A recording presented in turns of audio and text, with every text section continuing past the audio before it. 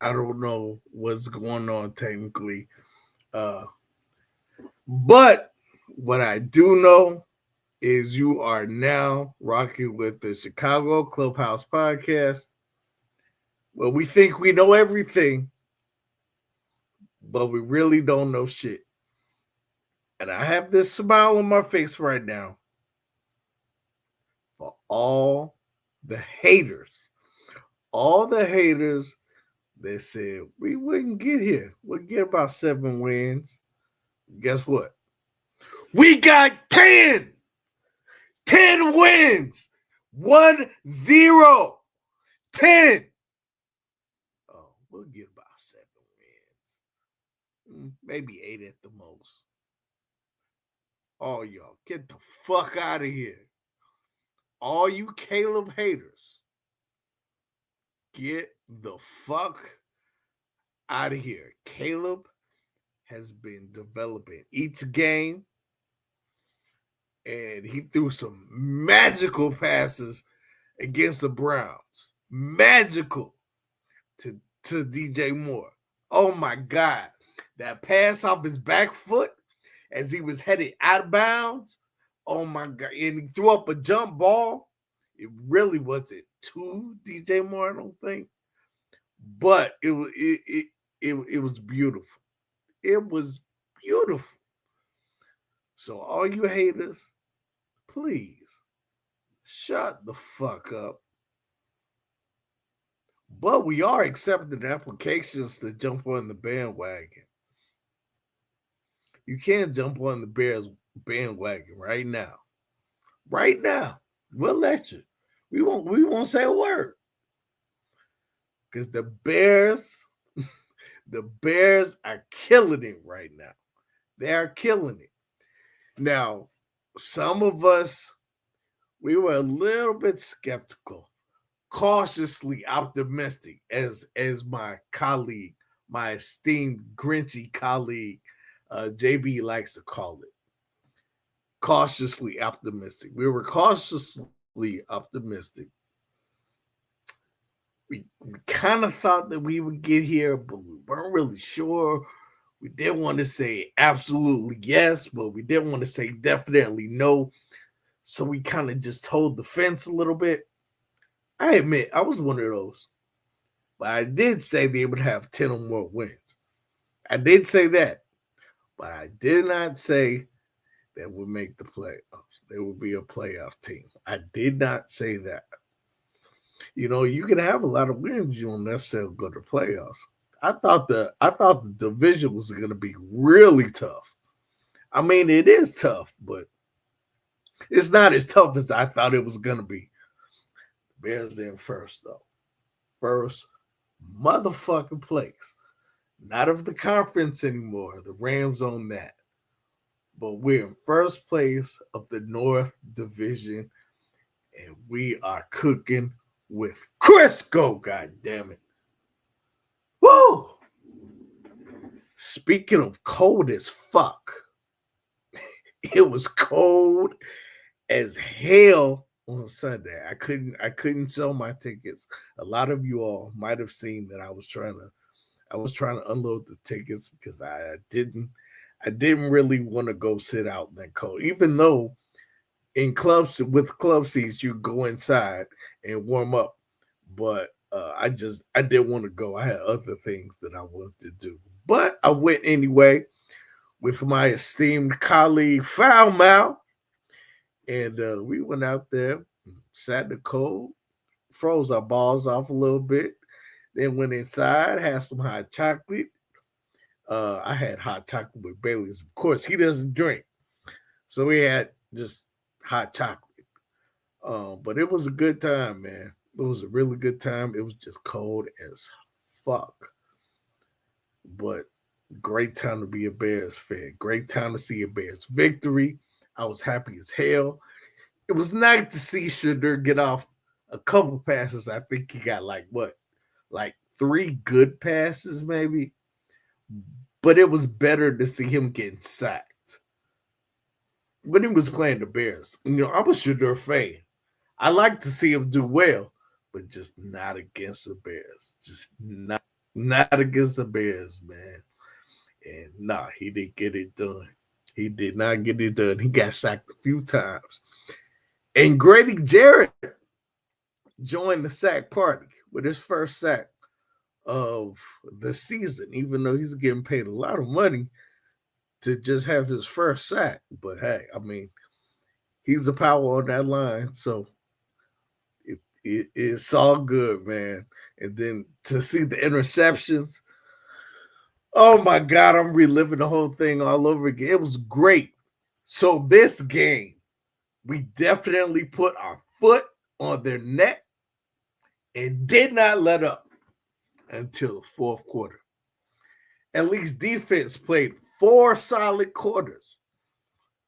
The offense, they really didn't have to. They played 3 solid quarters, though. Only scored 3 points in the fourth quarter. But it's not like they had to kill them. Well, they killed them anyway, but they didn't have to pulverize them. So they kind of let off the gas a little bit. And that's okay. I mean, come on, man. I'm still going to say it. They were bums. Bums. We kill bums. But that's what we were supposed to do, right? We're supposed to kill whoever's on the schedule. At least try to kill whoever's on the schedule. That's what they were supposed to do. So we were bum killers Sunday. Was it a statement game? Kinda, sorta. Like we here.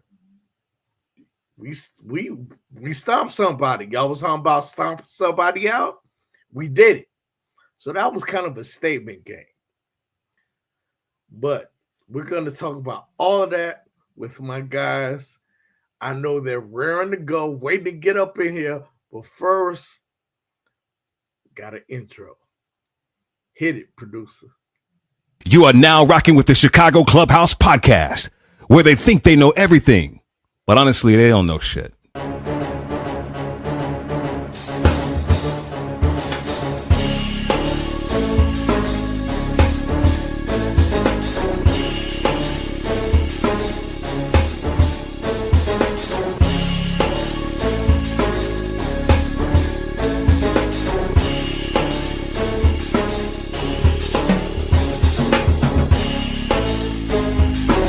These summer league games and they tell you about these new up and coming coaches. I think we should get rid of every motherfucking owner in Chicago. Enzo and Caruso, both when they are on the court, are like your defensive generals. But they need to get that strong safety who's not scared to hit somebody.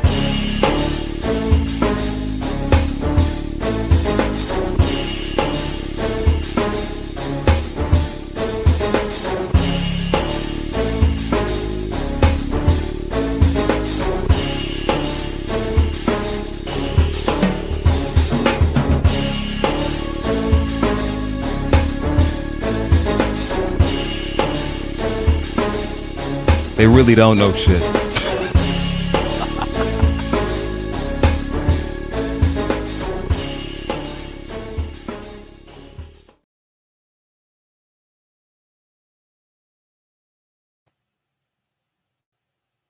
Yeah, I don't know what's going on. Maybe that's just my computer.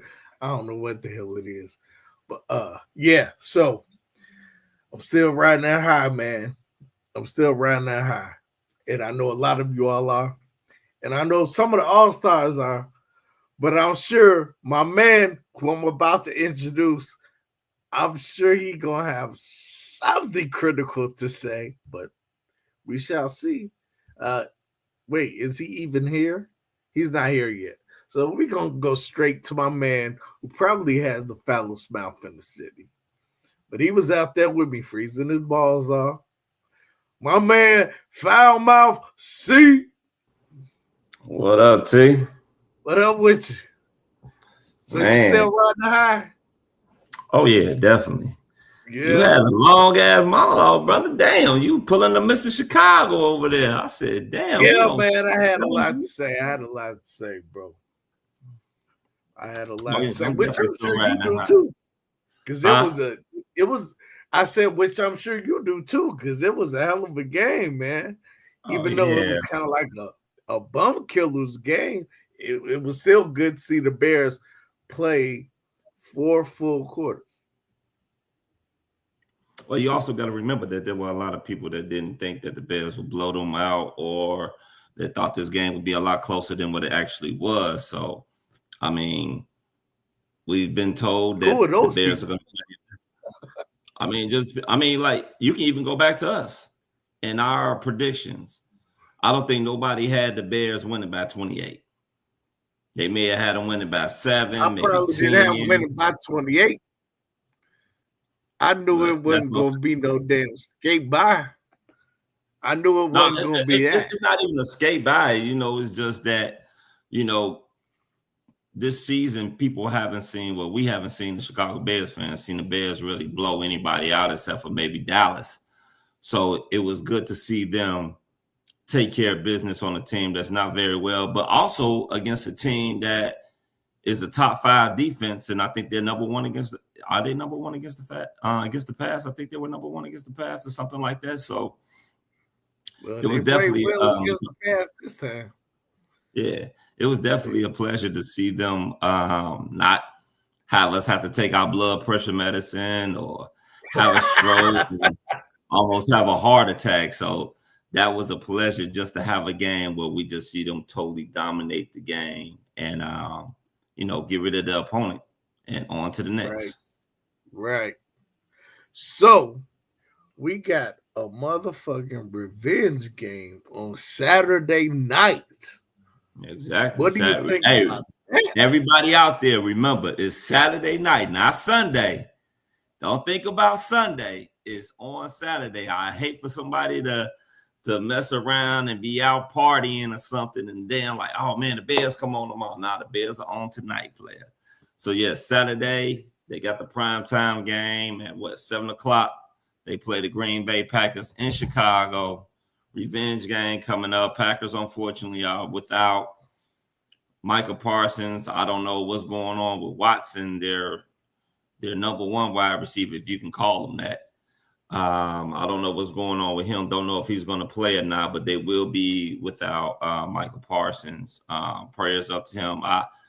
Enemy or not, I hate to see players go down with injuries and significant injuries like that. So prayers out up to him.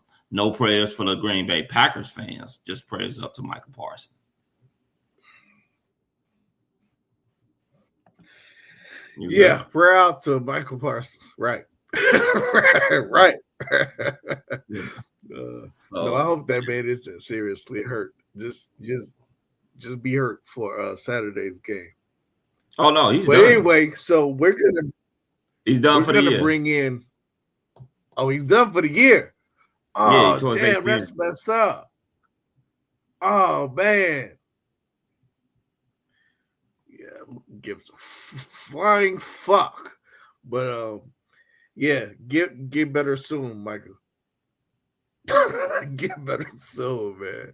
So we're gonna bring in our esteemed colleague, Mr. Grinch, who knows every single stat from every single team since the 80s and 90s and 2000s, basketball and football. But he's a Grinch. My man, 50 grand. JB. I don't like what Christmas either. Huh? I said I don't like Christmas either, so I am a Grinch. He came in Grinchy, did he? Oh, nah, dog. Come on, man. We're going to have to talk to his mama, see if he got the presents that he wanted underneath the tree when he was young. But you know what? I stopped literally caring about Christmas when I was like 13, 14 years old, 15. Like one Christmas, I didn't even come down and she was like, "What's wrong with you?" I'm like, "I don't care." Did you see Mama kissing Santa Claus? No. I ain't never had no problem sleeping. Oh my, JB. JB. He came in grinchy. So, But I'm not JB, grinchy. aside from Christmas, man, how do you feel about 10-4, baby? 10-4. I mean, we are a year ahead of schedule. We're a year ahead of schedule, so I'm very proud to see this day sooner than later. This might have been the most complete game to date that we've played. I mean, I know we started 14-0 into the half. We kept giving a couple of windows, leaving a couple of windows open for them to come back. But I like the fact that Ben Johnson made certain adjustments in the second half. And, that 14 ballooned up to, 31-3. So I'll take it. I'll definitely take it. Caleb played better. The one thing, let me ask you all this, because, I'm watching the game within the game. What is the biggest takeaway that you all had as to the reason why this game looked different in the second half? I want to see what you guys thought about it. Go ahead. The reason why the game looked different in the second half. Mm-hmm. Well, one thing is they did not let up. They didn't take their foot off at least the defense. It did not take their foot off the gas at all. Mm-hmm. They even got a takeaway in the fourth quarter. Maybe 2 takeaways. 3 takeaways. I know 3 takeaways for the game, but I'm saying the fourth quarter. But yeah, the defense didn't let up. That was one adjustment that was made, or something that Ben Johnson said to the defense. Hey, look, do not let up this time. So that looked different.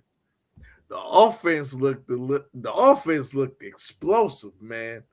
DeAndre and one guy, DeAndre really looked explosive. Mm-hmm. It was, and then they got the tight ends involved. They got Colston and Cole more involved. So I think in those respects it looked different. And it looked good. Really good. Cal, what you think? Caleb played with a lot of confidence. Absolutely. For sure. Well, one reason why I think Ben Johnson made a lot of adjustments, I think his play calling was better in the second half. The defense seemed like they put more pressure on Shador in the second half as well, getting to him more.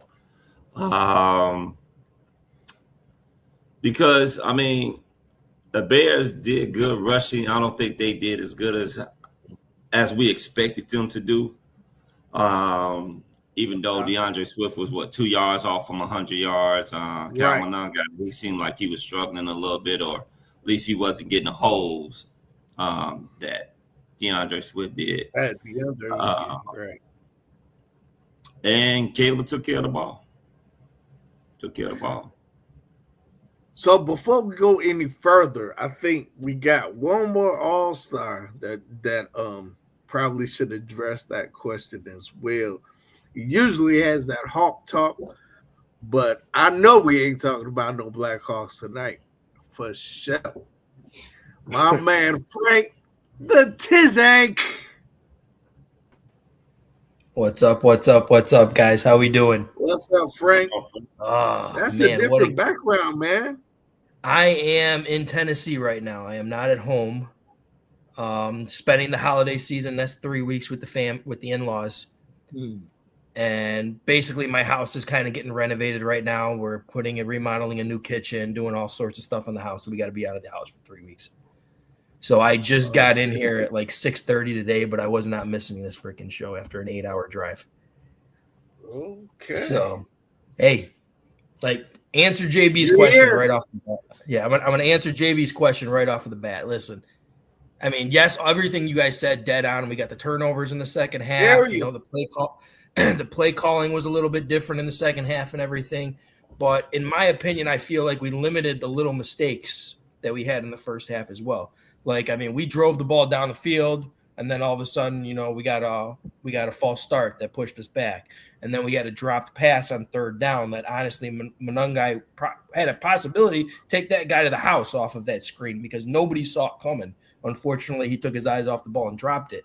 Unfortunately, I mean, I know Mr. Chicago is going to say something, but Cairo missed a field goal. That took an extra 3 points off of the board. So there were a lot of little mistakes that we made in the first half, and honestly, I didn't see hardly any mistakes made in the second half. And that's offensively and defensively. So I got to give a huge shout out to the Bears on that one. And I got to give shout out to Caleb Williams because, in my opinion, this was his best all-around football game he's had because he was on the money from start to finish. He threw the ball away 7 times. That took a huge amount of his completions down, but I'd rather him throw the ball away than take the sacks. So, but that's my opinion on that one. Are you looking for a gift? No, I'm not looking for a gift. No, who wants a gift? I want a gift. Okay. What's the gift? The Bear Packer victory. I want that as a gift. But for real, in that second half, I would take. I like the running game. That's a good gift. Good Christmas gift. I really like the running game. We actually ran the ball this time 33 times and only passed 28, of which we were passing the ball unnecessarily to me in the first half when we didn't need to. We needed to run the ball more. So I like the fact that Ben Johnson saw that. And then, Caleb, although, I don't know if it was 7, Frank. I think that's a little high. But he was throwing the ball. But like I said, he's always rolling to that right, and that play is just not there anymore. But the guts of that kid to make that throw to DJ Moore, I was like, no. Same. Like, listen, I'm gonna straight up say it too. I don't know if he should have made that throw, but you have to have some balls. If he throw it 9 more times, and he threw that ball perfect. Let me ask y'all this: scary throw. Was that ball scary really to DJ Moore, or was it just a jump ball? There was nobody else there. No, I think he just threw it up because if you look, the one guy from the Browns damn near tipped it. Like if he had a jump a little earlier, he tipped it, and then it was like DJ just came out of nowhere. But Cardinal saying never roll right, throw the ball back across your body like that. Mm-hmm. But he did it. He's got a cannon, man. He's got a cannon out. Somebody else did it once before, and it was amazing. It was a bullet. It was a bullet. Yeah. Joe Montana did it. So I'm Joe Montana. Montana had that arm, and so does Caleb. He's got that arm too. Joe Montana. I said Montana. So man, no, but I mean, this is the thing. We always talk about gunslingers. Like we really don't want another gunslinger type person. But the fact that Caleb is looking somewhat like a gunslinger who does not turn the ball over. I mean, it's very nice to have, in my opinion. Yeah, because shout out to him who just passed that 1,000 game, or what was it, 1,000 passes with the fewest interceptions in NFL history. I mean, I got to give him a shout out for that. I mean, that's a huge achievement. I mean, again, the Brett Favre School of Football I never did like, but you can be a gunslinger and not have to turn the ball over. And Caleb is kind of showing it right now. Yeah. Although sometimes, like any quarterback, good. I'm glad he dropped that one. Thank God. Yeah. There's always like that for every NFL team, I feel like. But right now, I think Ben Johnson has us in the right direction with that running game. It was a defensive effort that I was just like, and people, I'm in some other chats and people was like, yeah, but the Browns, they was cold or whatever. The Bears played in the same damn cold that the Browns played in. I don't want to hear that. They know, right? And let's quit acting like it don't get cold in Cleveland. All right? That's what I was going to say. Cleveland, it gets cold out there, man.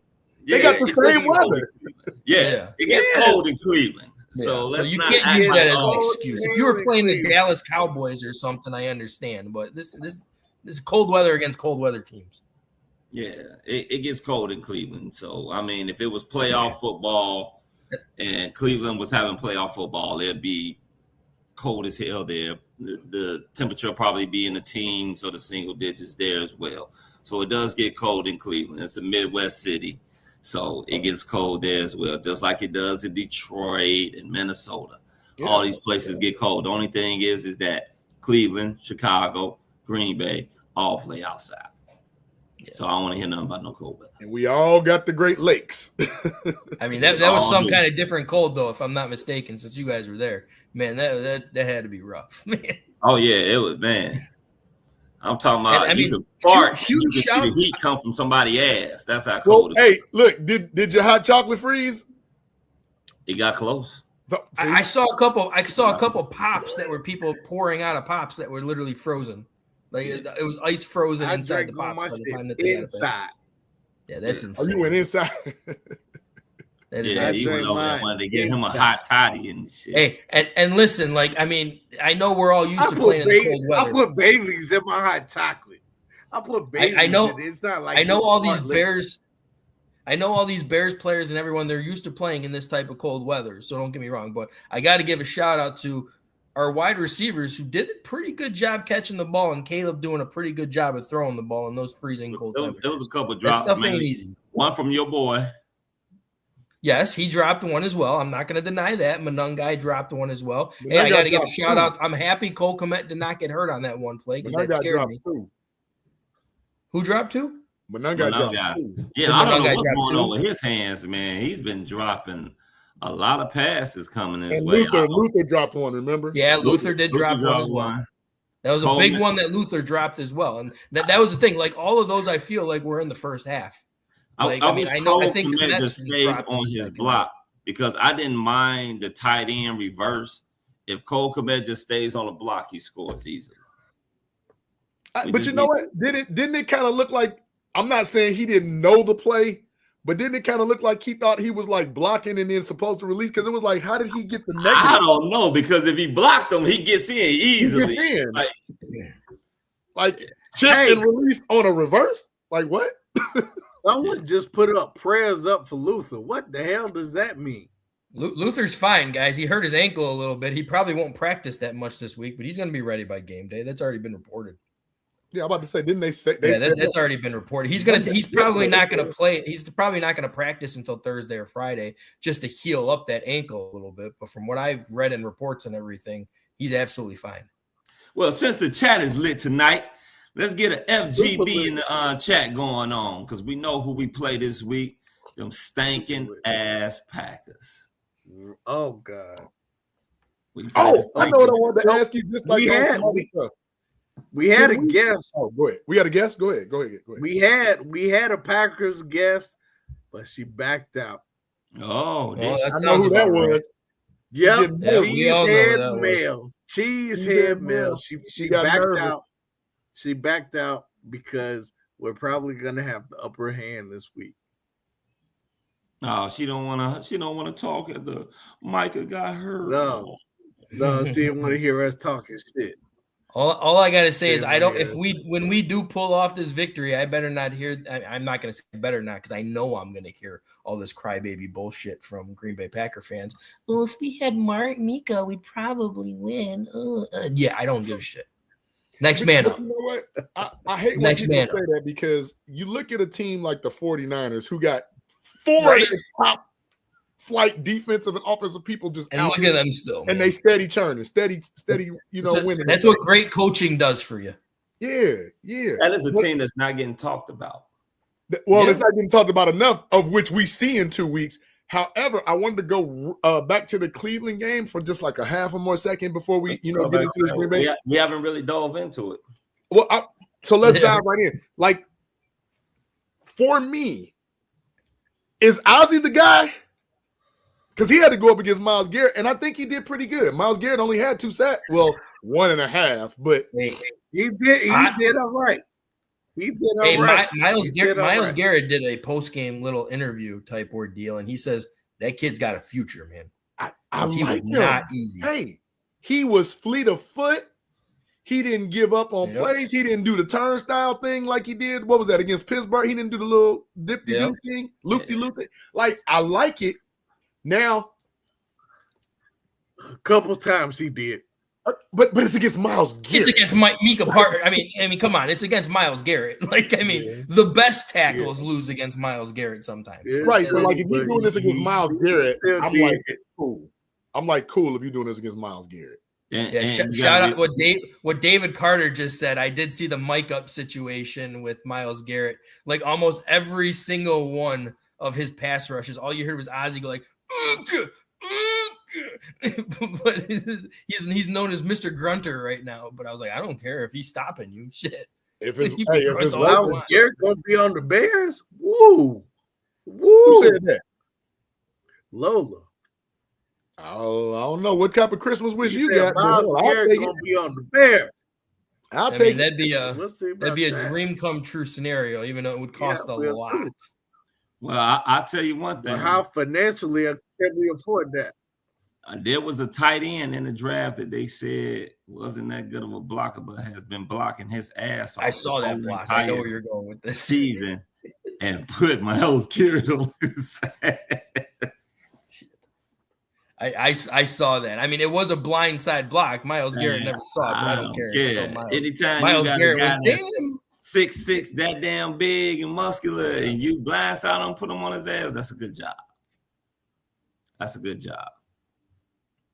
So, what is it that you guys liked and didn't like from this game that we had against the Cleveland Browns? We'll start out with you, Frank. You already hot. Oh, go ahead, T. Yeah, you want to go first? Go for it. No, I was just gonna say I'll reiterate what I said earlier. I love how they got both tight ends involved. I love how they did that, and they're gonna have to continue with that. And I love how DeAndre was playing with so much confidence, and he was playing angry. And one of those runs, it looked like on Super Mario Brothers when they get a pill and they get bigger. That was him. And then he got faster. I think it was on that 20-yard scamper into the end zone. That dude, if he plays like that against Green Bay, he's gonna be a problem. And I like the way that Caleb was distributing the ball to everybody. Luther got some, DJ got some, Cole got some, Colston got some, even Duvernay got some. He set the tone, by the way. He set the tone, by the way, with the very first play, the run back. And Chris, I said they should not kick it to him. They would not be smart to kick it to him. And then what did they do? They kicked it to him. And what did he do? He ran for what, 50 yards?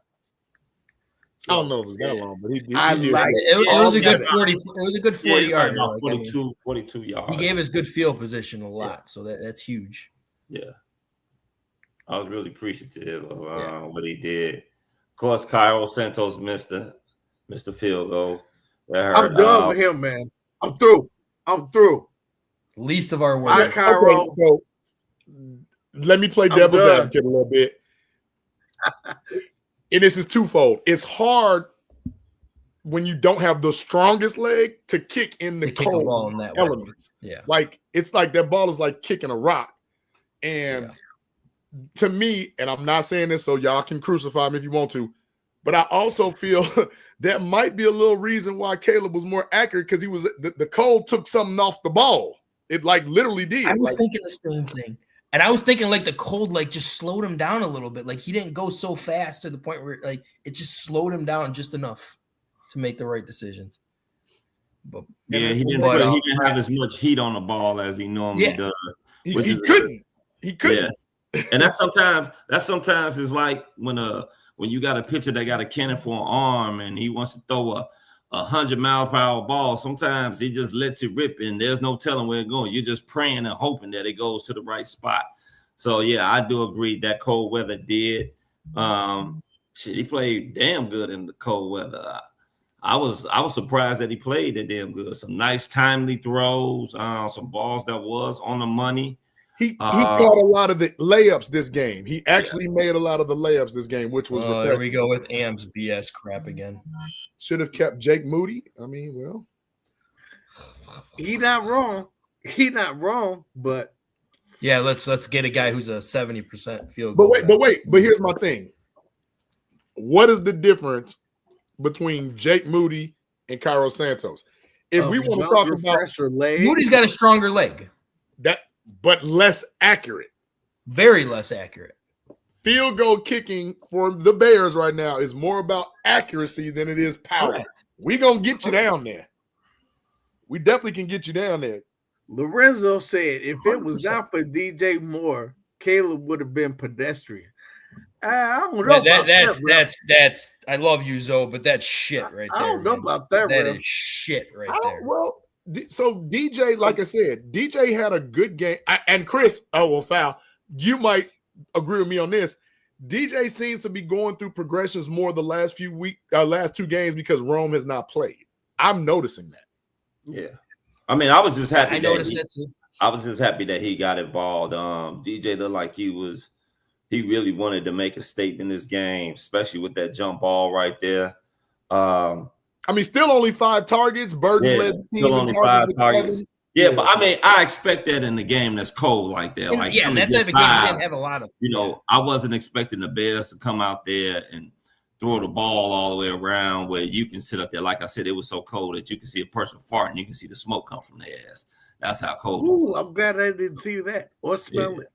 Yeah, so it was extremely, extremely cold out there. The wind, surprisingly, in there wasn't blowing hard. It was barely blowing anyway. It was just ice cold in there. Yeah. So I mean, when he says DJ, no, I mean because he was spreading. Yeah, the ball. I disagree with that too. Yeah, he's spreading. I'm not gonna deny the fact led that him in. he do that. Luther led him in yards. Yeah, he did. Yeah.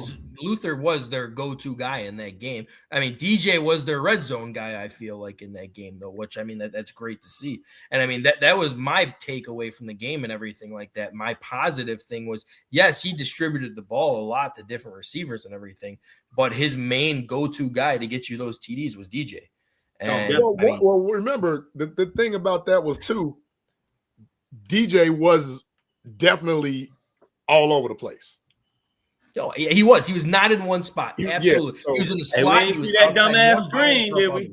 No, thank God. Like, I mean, that was great. And I mean, Zoe, to answer your one question, as far as like, I'm not denying the fact that DJ Moore made a great catch. I mean, there's no doubt about that because he had 2 people right in front of his face and everything too, and still made that catch clean. But Caleb couldn't have thrown that any more perfect.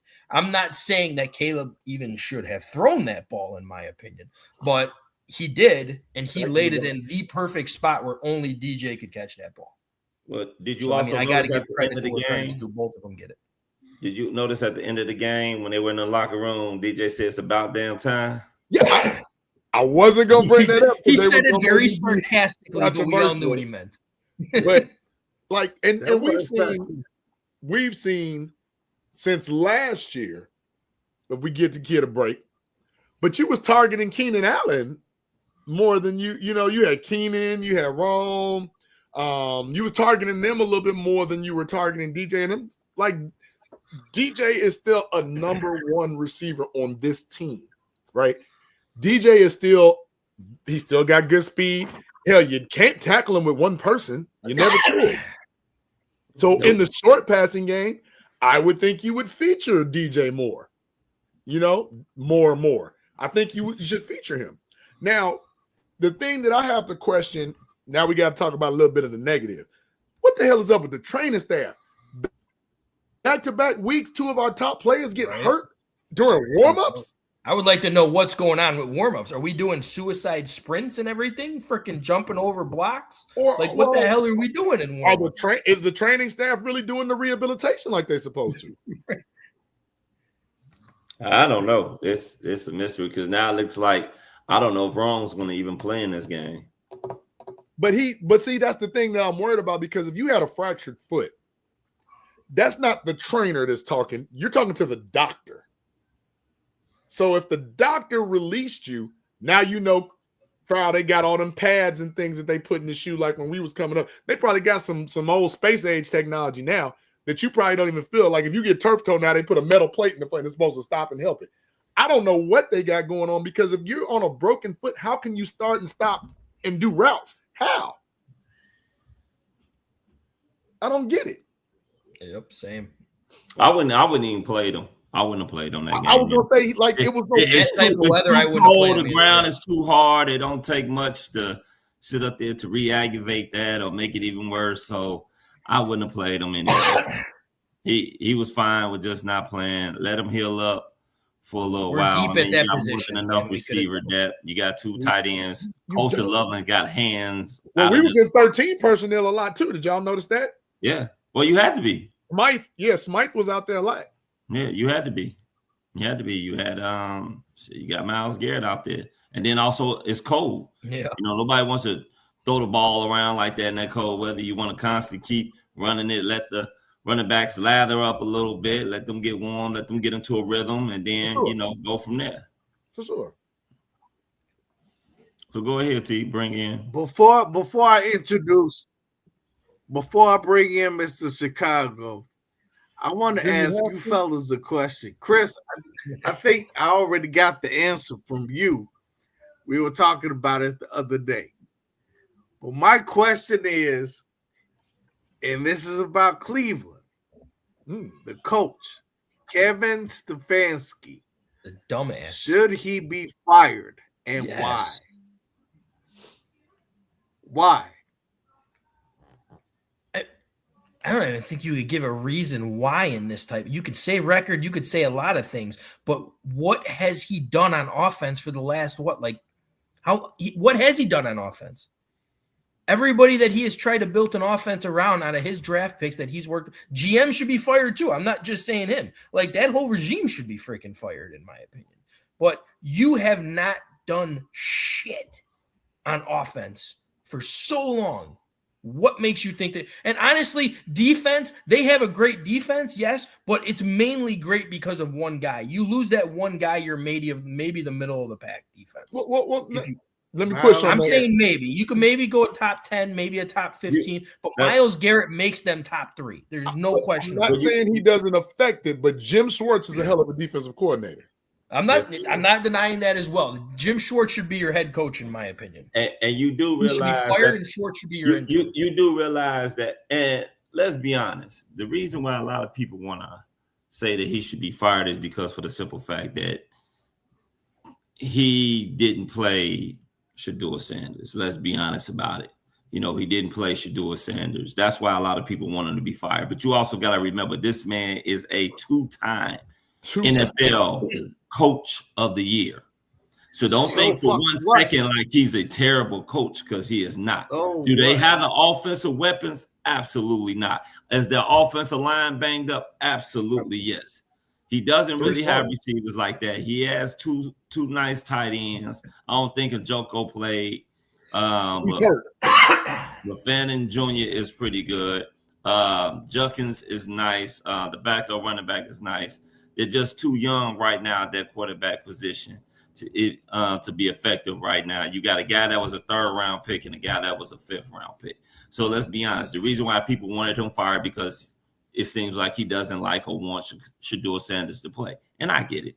It's not the reason to fire the man, though. You might just have to have a conversation with him and tell him, hey, look, we need to see this kid. We invested a draft pick in him. We need to see what it is that he got. If he's the goods, then that's who we rolling with. But we always on this panel say next man up. I mean, I understand injuries on the offensive line. I understand the struggle. But the key thing is, for starters, how long has he been head coach for the Browns now? Since 2019, 2020, like 6-7 years. And they've years. never had an offense outside of the bottom 5 in the NFL. I mean, you have not shown any improvement at all. No. That's not true. I remember him being coach of the year because that was Baker Mayfield, Jarvis Landry, Odell. Odell. Okay, that 1 year. Okay, I do remember that. Since Baker, they haven't had it. That was Baker's rookie year. Well, that's what I'm saying. Like, wasn't it? That was 2020. Then remember he had another one in 23 where it was like, how the hell are the Cleveland Browns? How did they win 11 games? And that was what's the guy name? That was Flacco. Yeah. Remember Flacco had Cleveland going on a run when actually he had a nice little run.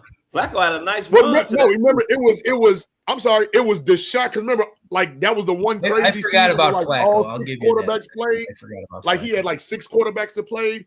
Deshaun was there. Flacco was there. We had him here from North Carolina. Nate Trubisky. Oh, Sam Howell.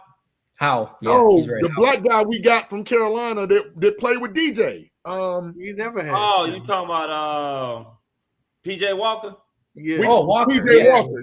PJ Walker. So remember that was that weird season like Kevin Stefanski got coach of the year because he had like 5 to 6 quarterbacks play and they won 11 games. Y'all don't remember that? Yeah. Well, you can look it up. But In 2020, they went 11-5, and in 2023 they went 11-6. Okay, right. The first 17. That was Flacco. Was 2023. Because remember they had traded for Deshaun. Deshaun came off that BS. That was 2023. Yeah. So he can coach a little bit, but for me, his coaching malpractice is what he did to Shedeur for one. But have you all ever seen the movie Varsity Blues, to where the black running back would get him down to there, but he would never let him score a touchdown? He's taking all the big moments away from Shedeur. Last week, you have Shedeur in there to win those games. His very first touchdown came off a screen when he was in the red zone. I'm sorry, like within like the 3-yard line twice, and they did the damn wildcat. Like, that's crazy. That's crazy. So I'm like this. Stefanski needs to go. He needs to go. Okay. Is Stefanski the coach for Shedeur is the biggest question right We've now. seen I don't see that for less. Yeah, Shedeur, you've been fucking up people's names for a minute. Shedeur. Hey, man, I'm bringing Who gives a shit? Sanders. Sanders. What an idiot. Shedeur, Shedada. Who gives a shit? Sanders. The mouth of the South. The dude who has everything to say about everything. I'm glad we got the chance to talk. Yeah, thank you for letting us. So now we might as well all check out. Actually, But all right, see y'all next week. We gotta respect his takes. We're gonna see the Teletubby. He just says a lot. Well, you don't have to, JB. You're right. You don't have to. You're the Grinch. But yeah, let's bring him in. My man, I say 40 grand. 45,000 grand. My man. Chicago. We got the Grinch and short controlled burst. Now we're gonna have the Teletubby. Oh God. Oh yeah. Oh, Your intro song should be "I'm a gummy bear." I'm a gummy bear. Oh yeah. All right. Enough of that, because I'm not going to even really say much, because y'all said a whole lot of nothing. Welcome. How y'all doing, man? How about that 10-4 record? That shit is beautiful, ain't it? That light back on, goddammit. And it's back on me. Light needs to stay on. Woo, that shit feel good, don't it? It's like a weight lifted off of you. You know what I mean? We ain't been in this place in a while, guys. We have, man, and it feels real good right now. Y'all can contest to this, how great it feels to just walk outside, despite it being cold as a goddamn hooker's ass on the goddamn 35 on 35th in Indiana. But y'all know how good and damn well it feels to be in Chicago, knowing how much the team has just brought the city together. Everybody walking around proud and happy and shit. You know, it's amazing, man. It's beautiful. But anyway, never mind that. Couple things. Chicago, One, how did you come up with a hooker's ass on that one? I don't even want to know. a cold hooker's ass on 35th in Indiana. Yeah. Listen, if you grew up how I grew up and seeing certain shit in city, you would know what I'll be talking about. Excuse me, sir, but there are some people that still live on the low end that you and I both know. You might want to let that go. Yeah, I'm gonna leave it alone right now. Listen, you don't want to keep going harping on it. I said it and I let it go. So, but anyway, get to this game, man. Well, I want to just first expound on a couple things that y'all actually was pointing on. Kevin Stefanski. I don't know if you all did any fact checks on this. Kevin Stefanski's wife is the daughter of an ex-baseball player who used to be a commentator in baseball. He was a baseball commentator, and he had a big problem with Prime having to play baseball in the World Series for the Atlanta Braves, and then also yeah, it was him. I'm about to say, his daughter. Listen to this, and I researched this. His daughter is the wife of Kevin Stefanski. The fact that the coach of the guy whose father poured water on the coach's wife's father is now the coach of that son. It's ridiculous. But never mind that bullshit. We took care of Chicago business today, this past week, with a 31-3 game, man. Everybody executed. Offense, defense, special teams. Caleb he looked very poised. He looked very controlled. He looked very demanding of the offense. I was really, really pleased with his effort with not putting so much zip and velocity on his damn throws, but just delivering those damn throws to his targets. That ball was definitely intended for DJ Moore in the end zone, because both he and DJ both said in the huddle that he said, I was going to throw it up to you. You go up there, go get it. And DJ said, I'm going to go up and go make a play on it. So even Ben Johnson was even taken back. So this reminds me of a situation where Steve Kerr, remember when Steve Kerr a couple years ago actually said about us, Steph Curry, he was dribbling too much, and then he bagged back to the 3 line and shot the damn 3 anyway. Steve Kerr was losing his shit. He was like, no, don't do that. And then he hit it. He was like, what the hell can I do? What can I say to him after he made the damn shot? Same thing with Ben Johnson. Ben Johnson said that's not a throw you ever want to like coach your quarterback to make or even attempt. But he, maybe 2 other quarterbacks in the NFL right now, will attempt to make that throw. And that's Mahomes and Josh Allen. Josh Allen will attempt it. I don't think he will actually succeed at that throw.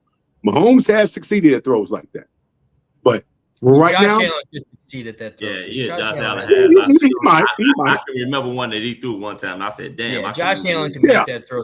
Either way, it's not an easy throw. But I give you that. But Caleb makes throws that no other quarterback in this league can make. And I am really impressed with how well. I did not see this coming with them playing the way they played. The running backs, listen, man, our offensive line is still one of the top tier offensive lines of the game. That's Myles Garrett. Myles Garrett going to do Myles Garrett shit. We did the best we could do against the most dangerous and dominant player in football, without question. So he was going to get his anyway. And he even said he wanted one more. And Caleb was like, no, I can't let you get that one. No, you ain't going to break it on me. Took one away from him, but. Yeah, they did, because obviously when he hiked the ball, he fumbled it, and they technically say he was down, so it was cool. That was the Brett Favre, Michael Strahan shit all over again. Well, not really, because he actually did. Like technically, that's not a sack, because if you hike the ball and you fumble it and you pick it and you just like land on it, it's just a tackle loss. But to see DJ Moore finally get his just due, I know Ben said that he was going to make sure that he was going to be somewhat of the focal point of the offense. So.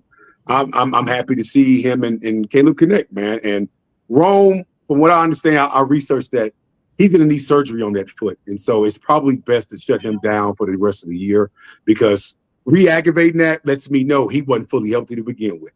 Kyler Gordon, he's missed more games than he's played this year.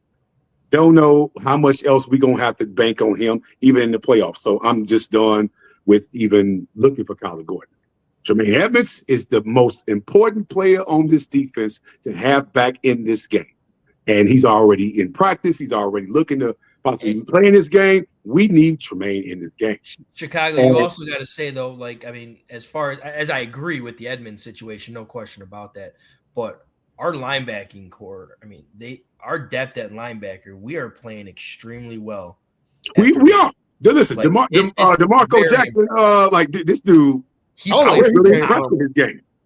I don't know where DeMarco Jackson came from. I don't know where he came from either, but I was really impressed with him. And listen, I do love the mentality that the next man up is going to give an opportunity. He probably was. I don't know. But listen, these guys have the mindset of, when my number is called, I'm going to make the most out of my damn situation, man. So I'm really loving and seeing that. And I hope that we bring Walker up from a practice squad if Rome going to be hurt. Obviously, Luke Burton hurt his ankle in that game. And so they was probably playing it precautionary precautionary steps and making sure that he didn't re-injure or make it worse. So they just took him out. We already had the game in the bag, so ain't no need to have Luther out there no more. Hey. So I do hope that Luther is healthy and ready to play in this game. But if he's not, I love Walker and what he brings to the table in terms of helping out. I would like to see, because in my opinion, when you have a Rome out, DJ obviously should become your one, period, right? And JB, he's another fun fact you'll love. When you hit what? Rome has over 600 yards. DJ has over 500 yards. Luther has close to 500 yards. And Colston has close to 500 yards. It's a lot of balance. Everybody is eating. It's a ton of balance. Yeah, we have 3 players, JB, that's had 2 touchdown games. I ain't mad at Rome, DJ. I never have been mad at Andrea. She said, "Fuck Green Bay. Fuck Green Bay. Fuck them on Monday, fuck them every damn day of the week. Fuck the state of Wisconsin. Revenge season in this bitch. We getting that revenge. We getting our get back. You heard what DeMarco Jackson said in the locker room as we walked in there. Hey man, bad taste in our mouth from last week. We get their ass back. We ain't there yet. You can book it. We get their ass back. We not there yet, bro. We not there yet. Yes, we are. Listen, you can have all that timid shit you want. This team believe in them, so I'm gonna believe in the damn team. This team said we getting our get back. God damn it, we getting our get back. Stay on the Cleveland game. We not there yet, man. No. I was just saying listen, they already went. They might already with the Green Bay game after the damn game was over. All right, let me ask you guys a question. After hearing what you've been hearing from Ed Stefanski. Who? No, just fire him because okay, listen, Matt Nagy won Coach of the Year. Big damn whoop. Can I get the question now? You about to go again. You about to ran again. Listen, y'all already talked. Y'all already talked about the same damn topic. I ain't get my spiel on it. I'm saying all right, you want to talk about some fantasy? Go ahead. Talk about it. Go ahead. I just said that he needs to be fired because he won Coach of the Year. Okay, Matt Nagy won it too, and he was fired. That's it. Here. Let me ask you guys this. After hearing what you've been hearing in the national media, different podcasts, do you think that Caleb Williams took this kind of personal after hearing that, Shedeur Sanders, if he beats the Bears, or that Shedeur Sanders is going to play better than Caleb Williams? Do you think he took this personal? Hell yeah. You think he took it personal? That's all you got to say?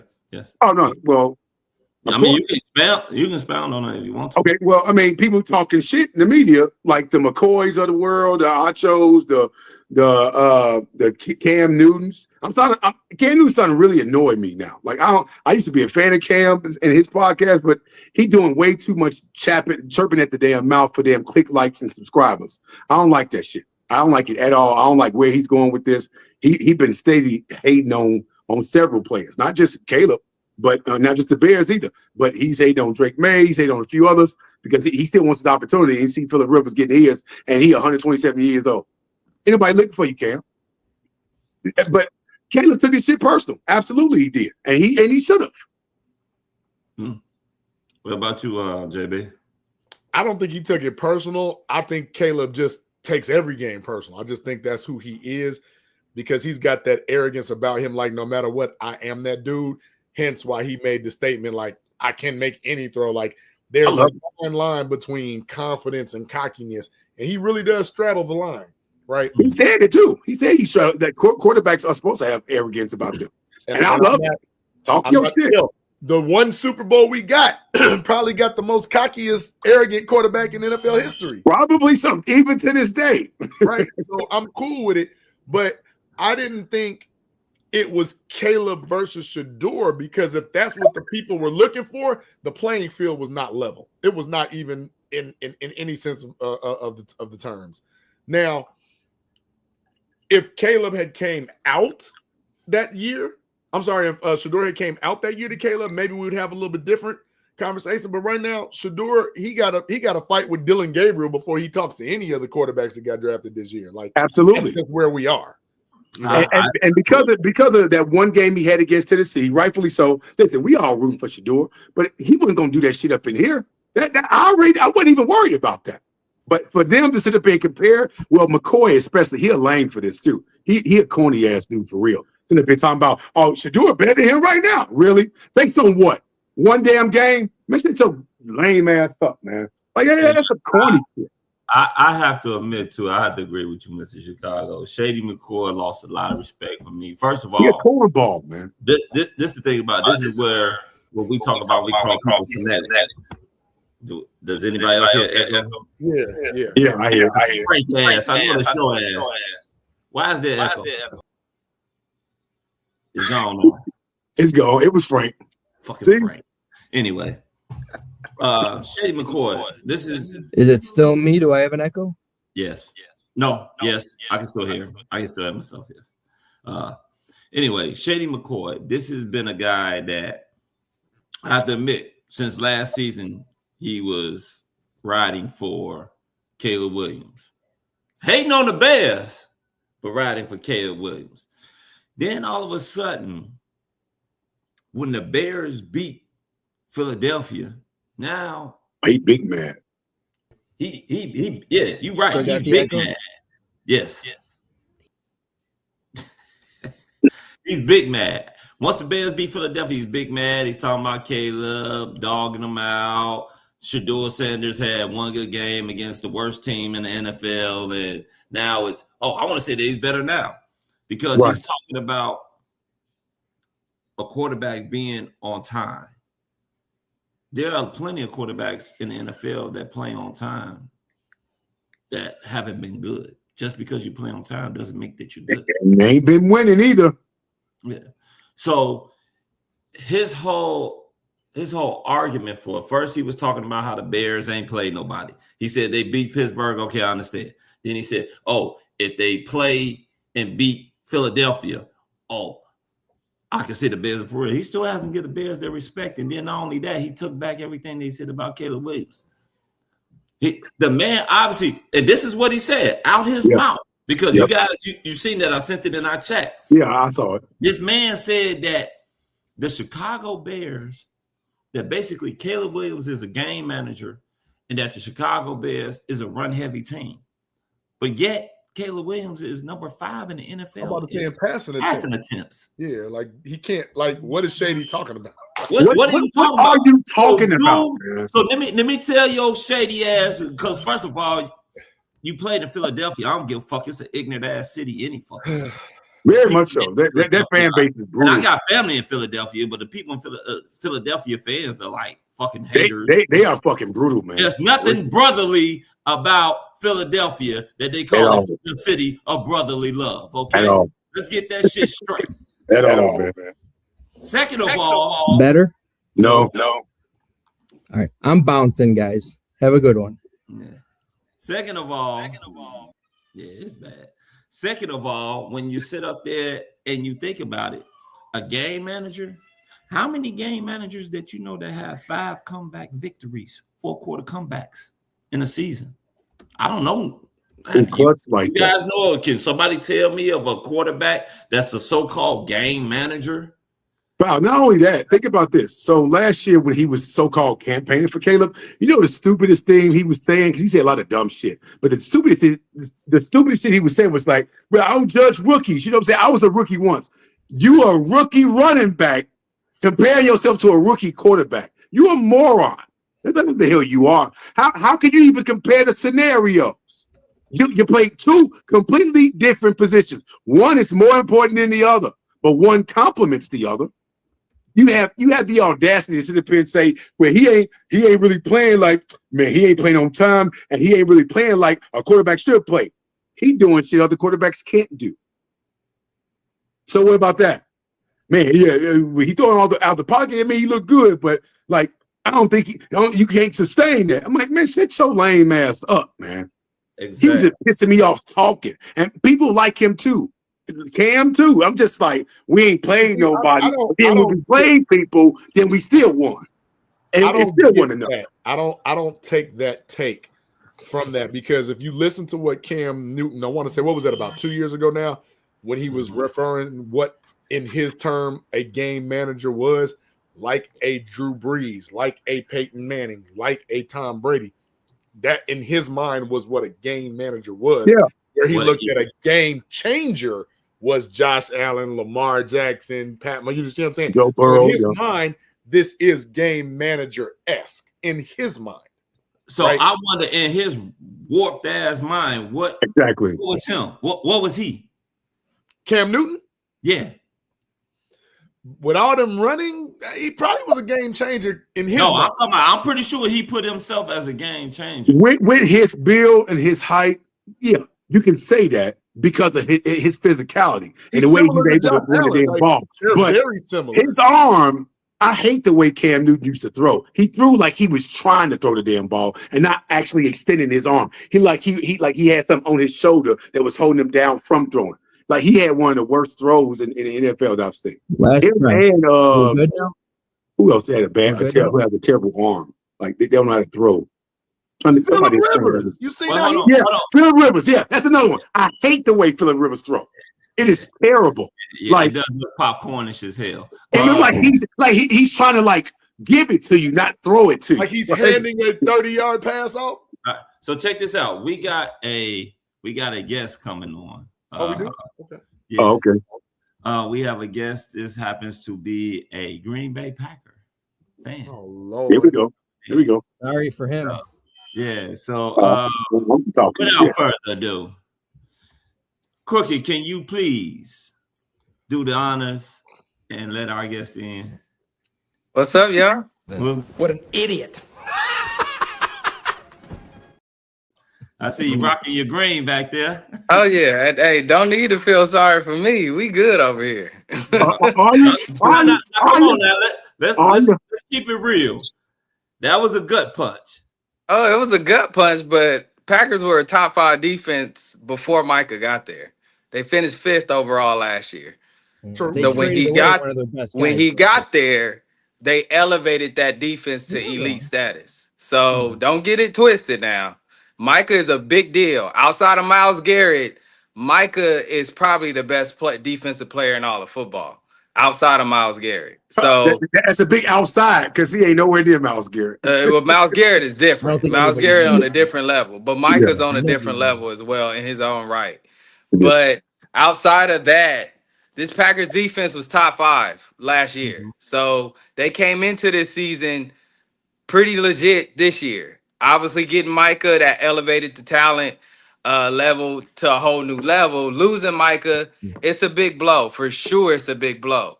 But with all that being said, same defense it was last year. This defense is still going to be stingy. I expect to have I expect the Bears to get a lot of simulated pressure, a lot of zone blitzes. We will be sitting in the house like we did last year. A lot of disguises, pre-snap. So it's still gonna be a challenge. Granted, losing a player like that, but I think we got the horses to be okay and weather the storm. I'm not sitting here saying we're gonna be an elite, the same exact defense, because losing Micah is a big deal. But this defense is still very good. So let me ask you this then, right off, since we hitting defense right away. Are you looking for more simulated pressure out of Gary and Van Ness or something different that we haven't seen yet? No, it's gonna be a lot like what you saw last year. You're gonna see a lot of Quay Walker coming off the edge. You're gonna see a lot of Coop coming up that middle, that A gap. You're gonna see a lot of simulated pressure like that. Our front 7 is legit. Our linebackers is legit. It's the back to me. For me, it's the corners. It's Nixon and Valentine that if you leave them on an island, they can be subject to give up big plays, especially Nixon. But the back end with Xavier McKinney and Williams back there, they are legit on that back end. McKinney catches that pick, you beat Denver the other day. Oh, I already know that. Right. I'm not. Here's the crazy part about that. I wasn't really tripping about if we beat Denver or not. I wasn't really tripping about that game because they're an AFC opponent. So like but a good test. A good test. It was a good test. And granted, before that Watson interception, we beaten them by 2 scores. Right. True. You know what I'm saying? If here's the crazy part. If Watson catches that pass, or if we get a field goal drive out of that drive, Denver's in trouble. You know what I'm saying? But think about that Surtain interception was big in that moment though. Like that. It changed the outcome of the game. But I'm gonna tell you why that interception happened, because Zach Tom went out. And that DN, their pass rush is one of the best in the league, hands down. Man. Like, let's keep it a buck. It is the best. They have like 25 more sacks than anybody else. So they're on pace to like break the sack regular season record. Like, they're legit. But with all that being said, though, in that first, I would probably say the first 2.5 quarters of that game, we controlled that game completely. Like, Bo Nix turned it up on y'all though. For sure, Bo Nix turned it up. I was really taken back by how well they made good adjustments. They made good adjustments. He turned it up, but that's lightning in a bottle. Bo Nix is not doing that every game. Let's keep that up. No, he's not. No. Like, come on, he's not doing that every game. So he caught lightning in a bottle. He had a good day. Granted, I'm not if you expecting Bo Nix to do that every single game, no, that's fool's gold. Especially not against other AFC teams that he's going up against. Now in the NFC, because we don't normally see those AFC teams, those types of games will happen. Granted, they're 12-2, but they're 12-2 because of it's not because of Bo Nix. They're 12-2 because of that defense. Making the offense clicking now. These last 4 games they played, their offense has been playing a lot better now. I know. I give both credit because I also say the same thing about the Green Bay Packers too. I mean, they're not where they are right now without your guys' defense. And true. This is my opinion on this off season. Like, when you guys traded for Parsons, me personally, I was not too worried because you guys gave up Clark, and I thought you guys were going to struggle in the run game giving up Clark. You guys didn't. So shout out to the Packers front office for realizing we got 2 guys that can replace him easily, no problem. Oh, for sure. So shout out on that. I never give a shout out to those pieces of shit in Wisconsin. So no offense. Me neither. I never do. Someone said easy. Easy, shut your mouth and get off. No one said it. No, but I have a question for you regarding Jordan Love. The way of what JB said, as far as like it was a big test for you guys against Denver. That's how we felt when we played you guys too. This past game, that was a big test for us. We were 1 throw away from possibly going for 2-point conversion and winning the game for sure. And our young quarterback, who I still think is thriving and doing very, very well, made a bad throw. Right. So I mean, that's all it was. Now I'm ready for this upcoming week. Frank, but I want to ask you. I want to ask you one question as well, because I've been talking to a lot of Packer fans on different sites and everything, and all they keep saying is like, "Well, you guys may beat us this week, but the only reason you guys are going to beat us is you don't have Parsons." I disagree. Is Packers real Packers fans will say, or are they going to make that excuse if we do win? No, I disagree. If you're not talking to real Packer fans, if you're talking like that. Well, it's been several of your fan base saying that dumb shit, and I'm like, so nobody gave a damn when Rome Odunze was out, or when Kyler Gordon was out, or when Tremaine Edmonds was out. So now we got to give a damn about y'all missing players, but y'all didn't care about us missing none. Yeah, right. So to me, that's I don't play the injury excuse. I mean, we've had Kraft is done for the year. Wyatt is done for the year. We've had Watson showed up 4 weeks ago. Okay. So I mean, you don't get excuses in this league for injuries. Everybody's dealing with them. Get this. Hold on, get that. I want to read this to you. The Bears lead the league in games missed due to injuries. Right. We're 10-4 despite all the injuries we've had. Right. So, next man up mentality. Right. Exactly. So I don't look at that as an issue at all. Like injuries is injuries, bro. I mean, that's just how this thing goes. So for me, going into this game, it's not about I would say it's about the defense, but for me, from a Packer fan standpoint, force Caleb to beat you. That's just how I feel. I want that. No, I think we do want that. I actually think we do want that because I feel like he's the second best quarterback in the NFL in the fourth quarter in game-winning drive. And I get that, but I mean, we can't keep living off that, y'all. Why can't I keep living off? We've been living off of it all season long. True, but you're going against a team that I'm just saying this. You're going against a team. Jordan Love is going to move that ball on that defense, and he's going to pick it. He's going to get picked off too. And he can get picked off. He got picked off last game. He threw 3 touchdowns against y'all when he played y'all. He torched that defense. So that ain't gonna happen. Let me say this. And that was my question to you about Jordan Love. But go ahead, Paul. Now, let me say this. I definitely agree. If the Packers want to sit up there and make Caleb Williams beat them, go ahead. I don't think they got the balls to do it. Because the thing is, one thing about this kid, and I wasn't really a fan when he first got drafted by the Bears. One thing, this kid is a gamer, and he's one of the few guys in the league that doesn't turn the ball over a lot. 12 times in 1,000 attempts. Another thing, 12 times in 1,000 attempts. Your secondary is very suspect, like you said, especially with those 2 corners. Right. And I would take our tight ends against your linebackers any day of the week. All day. Right. Also, I think I want to ask you this. What is your thoughts on Jordan Love? Because, Jordan Love. Yeah, it's like he hot and cold every damn week. But it's like he's got this, I don't know, I want to say like moments where you like, okay, like almost like a deck. Like it's gonna be a moment where he's gonna make a bad play. Like it's gonna be something like an interception or incomplete. It's gonna be something that may cost them the game.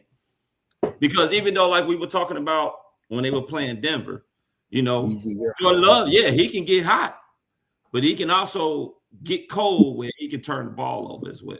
Yeah. Well, Jordan, for me, Jordan's it's crazy.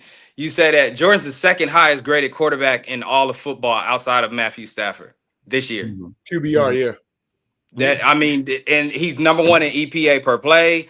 Yep. He's number 1 on third down. He's number 1 against the blitz. He's number 1 on fourth down. He's number 1 against man coverage. I mean, the kid is balling this year. He's been balling all year long. And my thing is 300 yards, 23 touchdowns, only 6. Well, the one thing I will say, the Packers offense in general is one of the best on third down, and that's for sure. It ain't just Jordan Love, but Jordan is the best quarterback on third and fourth down. That's a fact. That's a stat. And he's the number 1 quarterback in EPA per play. That's a fact. That's a fact. I just read he's that. Top 5 in QBR. That's a fact. Yeah, that's a fact. Like, I mean, I'm not just saying this. I mean, he was literally just 3rd in the MVP voting. Like, I mean, that's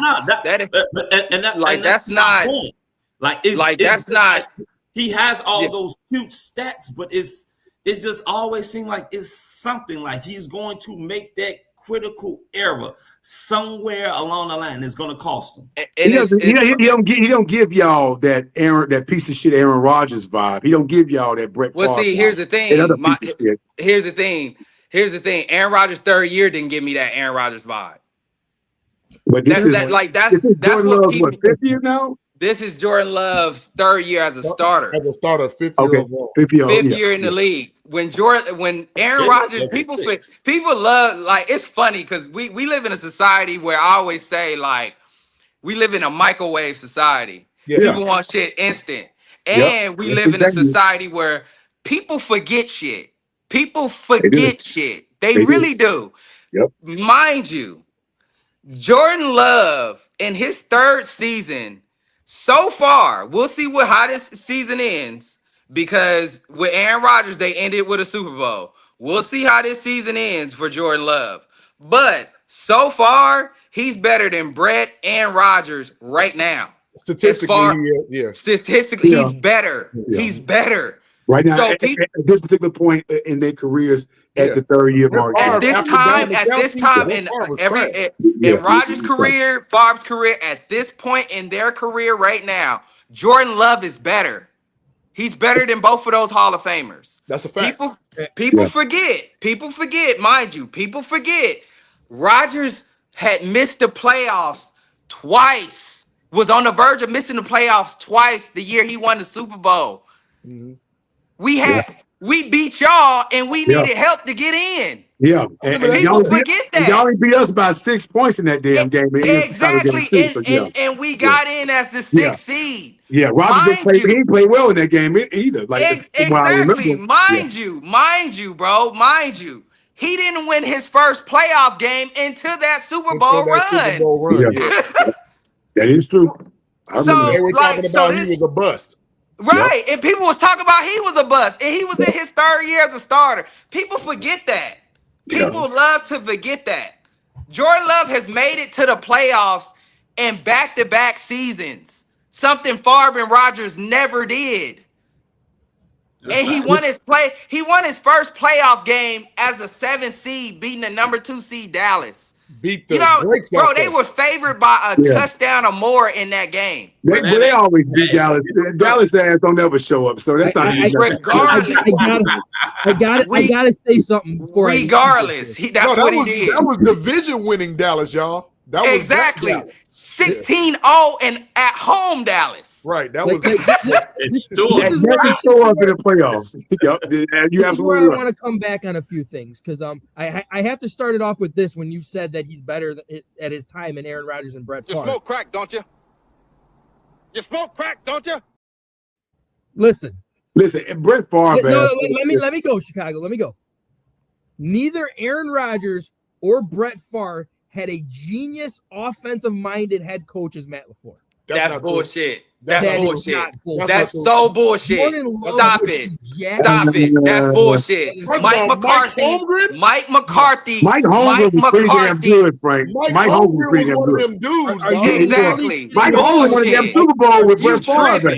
You tripping now. I don't know about that. You tripping. That's like me saying your best coach wasn't Lovie Smith to Ben Johnson. Are you serious? LaFleur is a better offensive-minded head coach than the Green Bay Packers have ever had. You are out of your fucking mind. If you think that, you're crazy. You're crazy, bro. You're crazy for that. Listen, I never defend Packer fans, but let me just say this. LaFleur, I would tell you this much. LaFleur's offense, and I've said this a number of times, this offense looks very vanilla when you think about how consistently they run some of the same damn plays. It's run the ball, play action, right, pass, or a jet sweep to Watson or Jalen Reed. Right. It's the same shit every damn game. There's nothing spectacular. There's nothing that stand out to you about their offense. This offense is not that explosive like that. They make explosive plays because of blown coverages or because they take advantages of like certain particular positions being decimated with injury or something like that. But other than that, there's nothing really like that stands out about this offense like that. No. Yeah, I hear you. When I see receivers 5-10 yards wide open off of the ball, like I see in college football, that is great offensive-minded head coaching. Holmgren is probably going to the Hall, bro. I'm not denying he ain't in the Hall yet. He probably will be. What was the quarterback? Hold on. What was the quarterback that said, "I'm going to take the ball and we're going to win the game," and they lost? What was his name? That was Hasselbeck. That was Hasselbeck. Holmgren took Matt Hasselbeck to the Super Bowl, man. To the Super Bowl. Stop. That's what I said. Like you tripping. John Fox went to the Super Bowl with what quarterback? Matt Hasselbeck. He went to the Super Bowl. John Fox went to the Super Bowl with what quarterback did he have? Jake Delhomme. Exactly my point. Well, he had Jake Delhomme. He went to the Super Bowl with Favre and Matt Hasselbeck. And he had Peyton Manning too. Hold on. First of all, Matt Hasselbeck was not a bad quarterback. He wasn't that good though. He wasn't that good, but he was decent though. He was solid. He was solid. He was a game manager for sure. Hold on. Matt Hasselbeck was not a bad quarterback. Don't make it seem like Matt Hasselbeck was Rex Grossman or Trent or somebody. But Matt Hasselbeck did not elevate his play until Holmgren got there. Absolutely. I mean, Now that was decent though. Yeah, decent career. Hold on. Decent. The thing is this. Also, don't sit up here and poo-poo on Matt LaFleur. Because I guarantee you, because this is my thing too. Because there'd be all those little rumblings in Packerland talking about they should get rid of him. I guarantee you get rid of Matt LaFleur, his ass will be signed the next fucking day. For sure. Yeah. You definitely right. He's had 3 straight 13-win seasons in a row. So ain't no the quarterback, not even Holmgren or McCarthy did that. So LaFleur's a good coach. Don't get me wrong. He comes from that Shanahan tree. Yeah. I'm not knocking him. Up there poo-pooing on Matt LaFleur, but to sit here and say Matt LaFleur is literally up there with Mike Holmgren and with Matt what's his name? I give you that. Not until he wins a Super Bowl, he won't be. No. He got to win a Super Bowl first. He got to win a ship first. Yeah, he do. Absolutely. To be in that brand. He does have to win a ship. 5 years. Yeah. But you still can't knock what the man has gone and done. No. I mean, you got to think. I mean, where would you guys be without him? For sure, you got to think. The dude took. Rodgers was coming off a down year. He won back-to-back MVPs with Aaron Rodgers. Turned his career around. Then you transition from Rodgers to Love, and you've been to the playoffs in back-to-back years. So, and it's looking like if you went out, possibly.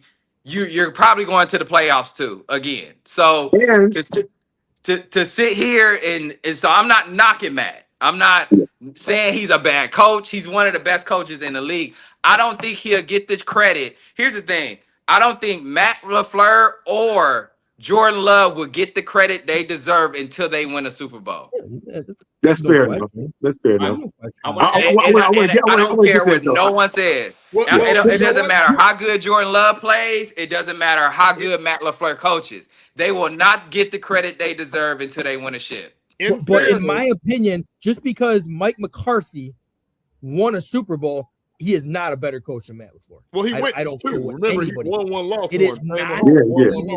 Well, that was Holmgren. Holmgren won one, lost one. McCarthy only went to one. Yeah, McCarthy only went to one. I'm sorry, Rodgers. Yeah. I'm sorry, right? He took Rodgers. Holmgren won one. But hold on, I want to get to this game. Actually, I want to ask you this question. So, what are you looking for? Question, man. How you gonna take over my question? Yeah, y'all just asked him a question. I ain't get to ask him a damn question. JB was asking him a question, and you took it. Frank, you had several questions for him. No, I said JB asked him a question, and then you took it. My question, talking about this game, what are you looking to see in this game that you didn't see in 2 weeks ago? For me, it's how do we eliminate the explosive run plays? Because we did a great job at that the first time around. The first time we played you guys. You guys were second in the league in explosive runs throughout the entire year. You guys had none against us two weeks ago, which was a testament to Jeff Hafley in that front. So to me, I'm looking at, can we duplicate that, and do we force Caleb to beat us, and also how do we attack your defense? Because I don't know if you want to go man against us. I don't think you want to do that. We don't have the speeds y'all have. Yeah. Huh? We don't have the speed that y'all have. Right. And that's the thing. And that got exposed in the first matchup. Because you guys did, because we ran some damn very predictable blitz packages that Jordan saw from a mile away, and he already knew what was coming. Right. So Denver did, and I will say this: Denver did do this, and this is respect to Denver, and this is respect to Jordan Love. Denver played the most zone they've played all year against us. Yeah, because they knew, even though they got Surtain, that's the best corner in this league. Even though they got him, they knew the speed will kill you, and Jordan Love is killing dudes at a high rate at man coverage. So that's so my thing this game coming up is, how do you guys attack Green Bay? Do you go man and say screw it? Do you go man, or do you play zone and just play that zone cover 2 look and just say, hey, beat us? You know what I'm saying? Like that's my biggest thing. That's what I'm looking for. Go ahead, Get it, JB. Oh, so I wanted to go back because you said something that really resonated with me about negating explosive plays. Remember, the longest run was 9 yards. That part. Right. And that was, considering that, Parsons and, didn't really, impact the run game as much. We got a lot of pressures, but you did have Walker, Vanessa, and all them. So for me, I guess my question to you is going forward, what is it on the offensive side of the ball that you all are expecting? Because you made something, you made another comment, make Caleb Williams beat us, and Caleb had a terrible game, 19-35. He had a shit game, right? Right. Are you trying to rely on that without Mike? Are you thinking you're going to rely on that same simulated pressure to get that? Or are you just going to have to lock people down? Because now it's still cold. Right. It's going to be, I think it's going to be what, 32? So it'll be a little It's supposed warmer. to be in the 30s. Yeah. Right. But it's normal. Now Christian Watson is what? He's questionable. Well, he's day to day. I think the craziest thing. I think he's gonna play Sunday. I mean Saturday. I think he just has a chest contusion. I think they're gonna monitor it, but I think he plays Saturday. If it's all wrong on that damn chest, it's curtains. Right. I think he plays. Here's the crazy part. Even if he's out there and he's a decoy, that's more than enough. Because that still threatens your defense. Because you really don't know. You really don't know. With that kind of speed. But do you honestly think that you're going to be able to get pressure on Caleb without Micah Parsons? I mean, Caleb is the most. He's the greatest escape artist in his league. Right. And to me, I don't think you know what I think they're gonna do. I think they're gonna play Caleb like they played Jalen Hurts, or not this year, last year. So how we play Jalen Hurts, we boxed them in. And we forced Hurts to beat us, and he struggled. He truly did struggle. And that's why I asked you that question, because now you have to make the track meet happen. Now you have to right. And he struggled. So I think that's it. I think that is going to be the plan against Caleb. Force Caleb to beat you, keep him in that box, and just force him to beat you, and play coverage on the back end. That's just how I look at it, and especially if we get the ball first to start the game, and we go down and score, that's good. The biggest thing is going to be the best defense is going to be the Packers offense, in my opinion. And that's what I was getting at, because of the track meet. Right, because of the track meet. Because if we score on y'all first, watch out. That's gonna be tough, because now you got Hafley in his bag, and he's gonna box Caleb in, because he knows Caleb is Houdini back there, and he knows Caleb on the run. That's when Caleb is at his best. I will say this: in structure, he's not. Did you not see him in structure last week's game against the Cleveland Browns? The very same Cleveland Browns that y'all struggled up against. They tried boxing him in too. They tried to box him in. This shit don't work, man. It ain't gonna work. And I hear you. It didn't work against them. It didn't work against them. Right. Myles Garrett is not even human. And I get it. He's not a human being. So if it don't work against them, it ain't gonna work against y'all either. Let them finish. Cleveland and Green Bay, two totally different franchises, bro. Two totally different teams. I'm talking about the defense. I ain't talking about the whole entire team. I'm talking about the defense. Totally different style. But that's what I'm saying. You got an offense that was led by Shador. That offense is terrible. You know what I'm saying? Like, it's terrible. That entire team is terrible. And it matters. It wasn't necessarily his fault, but yeah, they bad. But we can all agree to this. It matters when you play people. It don't. I mean, it matters when you play people. So for me, that's like, I'm not tripping about the Cleveland thing. I mean, we lost to the Panthers. The Panthers beat the Rams. It is what it is. It matters when you play people. Like that's just keep it a buck. We lost to Cleveland. We blew out Dallas. Let me ask you this right here. One thing that you do have to realize, 2 of your touchdowns last time we played, y'all was off of blown coverage. It was. Let's get that straight too. Right. Because he first of all, Brisker lays out. He knocks that ball down. I don't know why he didn't lay out and knock the ball down because he was hung up there forever. Yeah, he was a little. He can't do. The thing is this: you ain't gonna be able to do that cute ass throwback shit on this team because this team leads the NFL in takeaways. True. I get that. Yeah, they do. Now you do have us on the speed. Now, one thing that I will sit up there and say, because to me, it's more every time we play the Packers, it's more so mental than it is physical. Really? Yeah. Because even with that touchdown pass that he threw to Watson, where they had C.J. Garner-Johnson on him, C.J. Garner-Johnson basically gave him the inside because right before the snap, he stepped over to the outside to give him that free release. Because the thing is this: if you're coming to them on a zero blitz, everybody knows you jam up the damn wide receivers because you don't give the quarterback a free goddamn lane to throw the ball. Yeah, and CJ don't play well playing coverage like that, especially against a speed receiver like that. But don't you think Jordan Love knew that?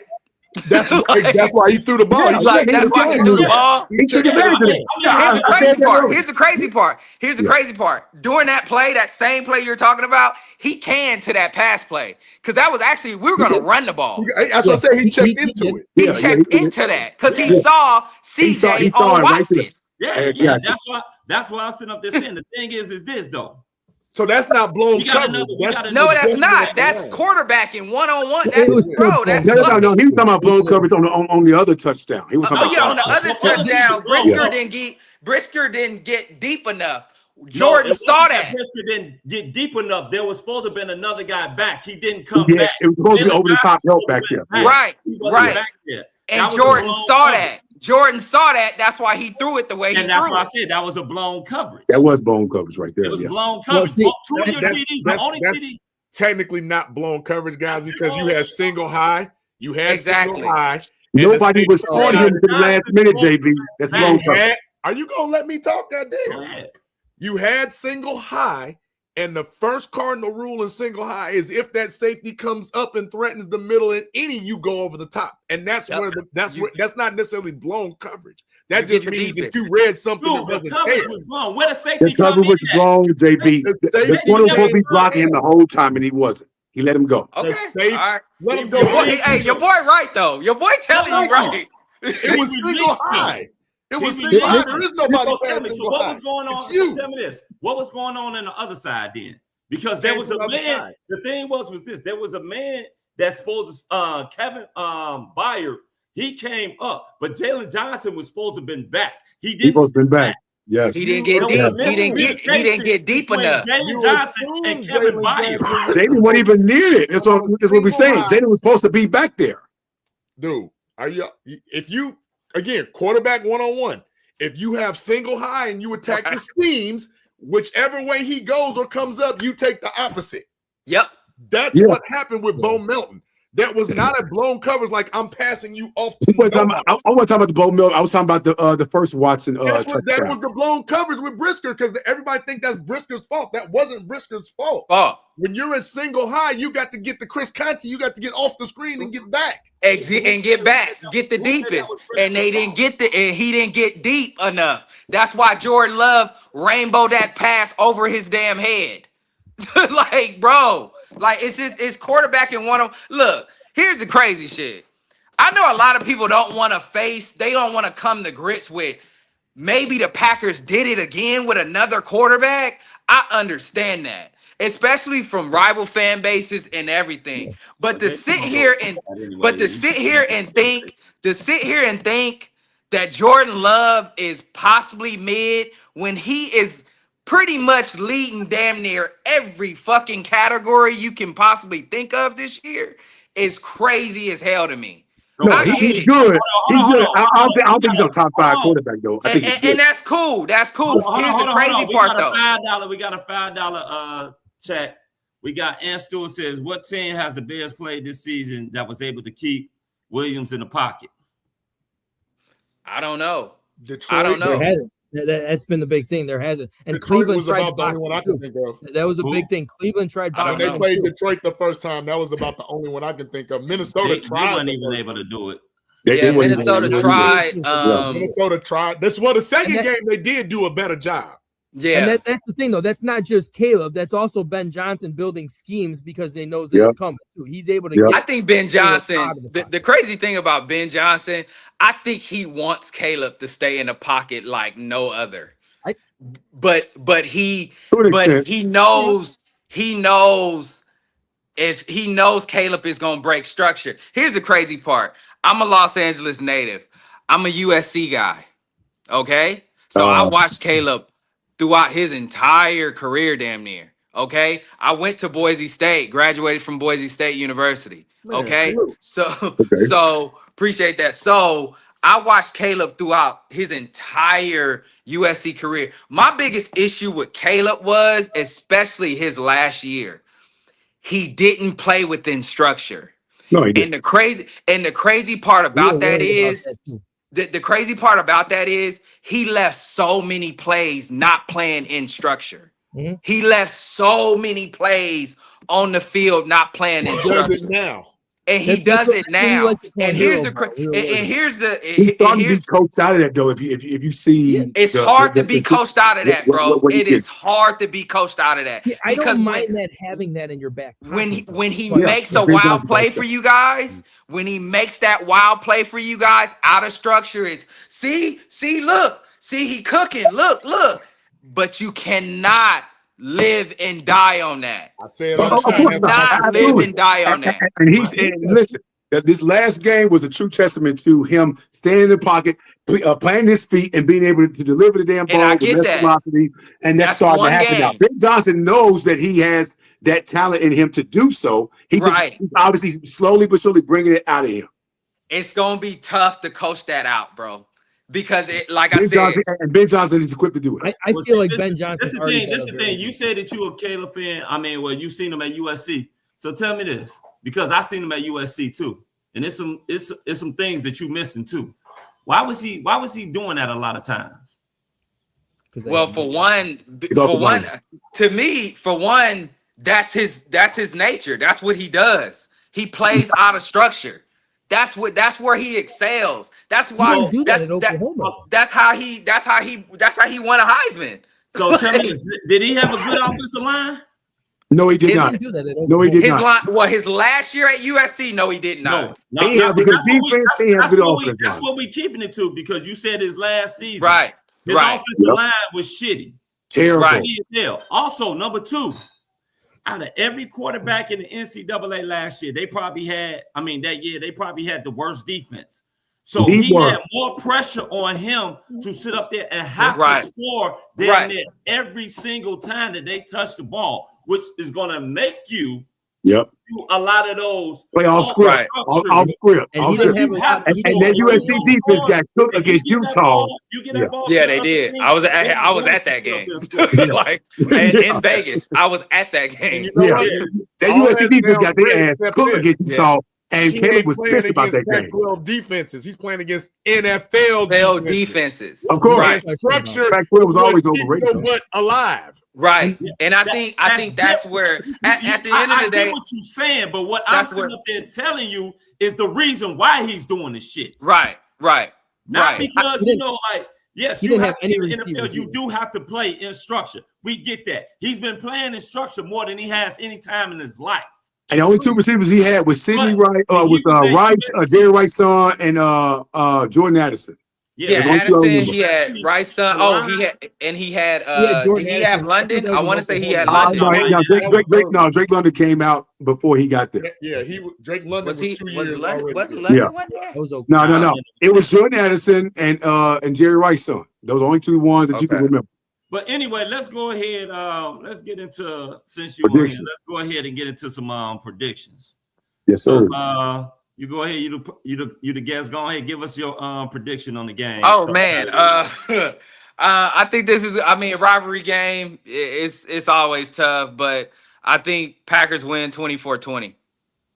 Is that right? With that. Yeah. I mean, so this is the period. Do you want to give any shout outs to anybody? Oh man, shout out, stay tuned, stay packing. Our podcast. We got a podcast. Yeah, that's what I said. Let us know where we can find you at. At Shot Eats on every platform possible. At Shot Eats. Check us out. Check me out on Stay Packing every Wednesday. And every Tuesday we have Stay Tuned live at 7 p.m. Pacific time. On the West Coast. So check us out, man. We talk all things sports. We talk a little hip hop culture, popular culture. So check us out, man. Man, we're gonna have to get in tune with you, man. Yeah, most definitely. We'd love to have you on, man. At least you're a sensible You might be the most sensible Packer fan I ever met. Hold on. Drop your information in our private chat so we can, for sure. Yeah, for sure. I definitely will. But just check us out, man. And like I said, it's gonna be a hell of a game. It's gonna be a dogfight, regardless, man. It sure is. And we coming out on top this goddamn game. Revenge season coming in cold. You in our goddamn house now. We'll see. We'll see. It's gonna be interesting, man. It's gonna be interesting. Hey, all I heard 2 weeks ago that Caleb is undefeated in Lambeau and all this crap. I said that don't mean shit. We talking this year, bro. How we were talking about the fake Packer fans earlier. Those are fake Bear fans. I don't come on, bro. I care about the next game up. Right. I'm like Jordan Love undefeated in Soldier Field. I don't care about that. Like, who cares? Like, nobody cares. It's all about the next game, this game. So that's just how I look at it, man. Hey, man, it's gonna be a battle. It's going down, though. It definitely is. I appreciate your time. Having you on, bro. Yeah, appreciate you. Appreciate you, Todd. For sure, man. Drop that information in the in our private chat, man, so we can go ahead and like and subscribe. And yes, sir. Out, brother. Hey, come back. I'm gonna look for you on social media after we win this goddamn game. Be looking for me. I'm be the one with the goddamn bear head. Trust me, I'm looking for you. I'm looking for every goddamn Packer fan. We'll see, man. We'll see. Like I said, man, it's gonna be a good one. I see y'all. Bear hell down, goddammit. All right, go ahead, Mr. Chicago. Since you going at it, go ahead. Give us your predictions and shout out. It's gonna be another close game, but we're coming out on top. We cannot get back. This goddamn team was already in that mindset as soon as the goddamn clock hit 0 against Cleveland. This team ready, and I want to hear shit about who hurt. We're winning this game 27-23. That's the hell's going to happen. We winning this damn game, and Caleb going to show the hell up. Yeah. Okay. You want to give you shout outs in? Go ahead. Oh, we doing shout outs too? Oh, okay. Well, yeah, we give shout outs too. Oh yeah, man. I hear the music in the background, so I didn't know. But anyway, we don't need the music. Okay. As always, it's always a delight and pleasure to be on the damn show. It's always a delight and pleasure to have the goddamn light back on. So despite the fact that Packer fan, who's probably the most sensible Packer fan I ever fucking talked to, and that includes my own goddamn relatives, who some of which live in Chicago, who should be thrown in jail for the shit. They're not as sensible as he was. So I can respect that. The ass is still gonna lose though. Shout out to Chicago, man. Chicago against the world, man. I'm looking forward to this Saturday. I will be with the Chicago Bears of Atlanta fan base at the Tony Sports Bar here in Atlanta. So we're gonna pack the damn house out, man. And we turn up and juke up in that motherfucker, man. They told me damn people from Chicago that's down here, it feel like home, man. So I can't wait to be at this damn sports bar, watching this game, watching this win, seeing how motivated this team is to get their revenge back. I can't wait for it, man. Chicago against the damn world. Shout out to y'all guys. As always, be on the show. I love it. And also, not a shout out, but I want to send some distance out to those sports pundits who've been talking all this shit about the Bears and about Caleb, all that shit that Cam Newton said, the Shady McCoys, the Broussard, who I'm so fucking disappointed in. Who else? Cam Newton, I think somebody else too. I forgot who the hell it was. Skip Bayless ass too, saying dumb shit. Anyway, these sports pundits just show they don't know a goddamn thing about Chicago Bears or Caleb Williams for that matter. National media gonna say what the fuck national media gonna say, but we're winning these damn games up. You stack them up in front of us, we knock them the fuck down. That's what the hell we've been doing. We 10-4. in the first damn place in this damn division. There ain't no damn fluke.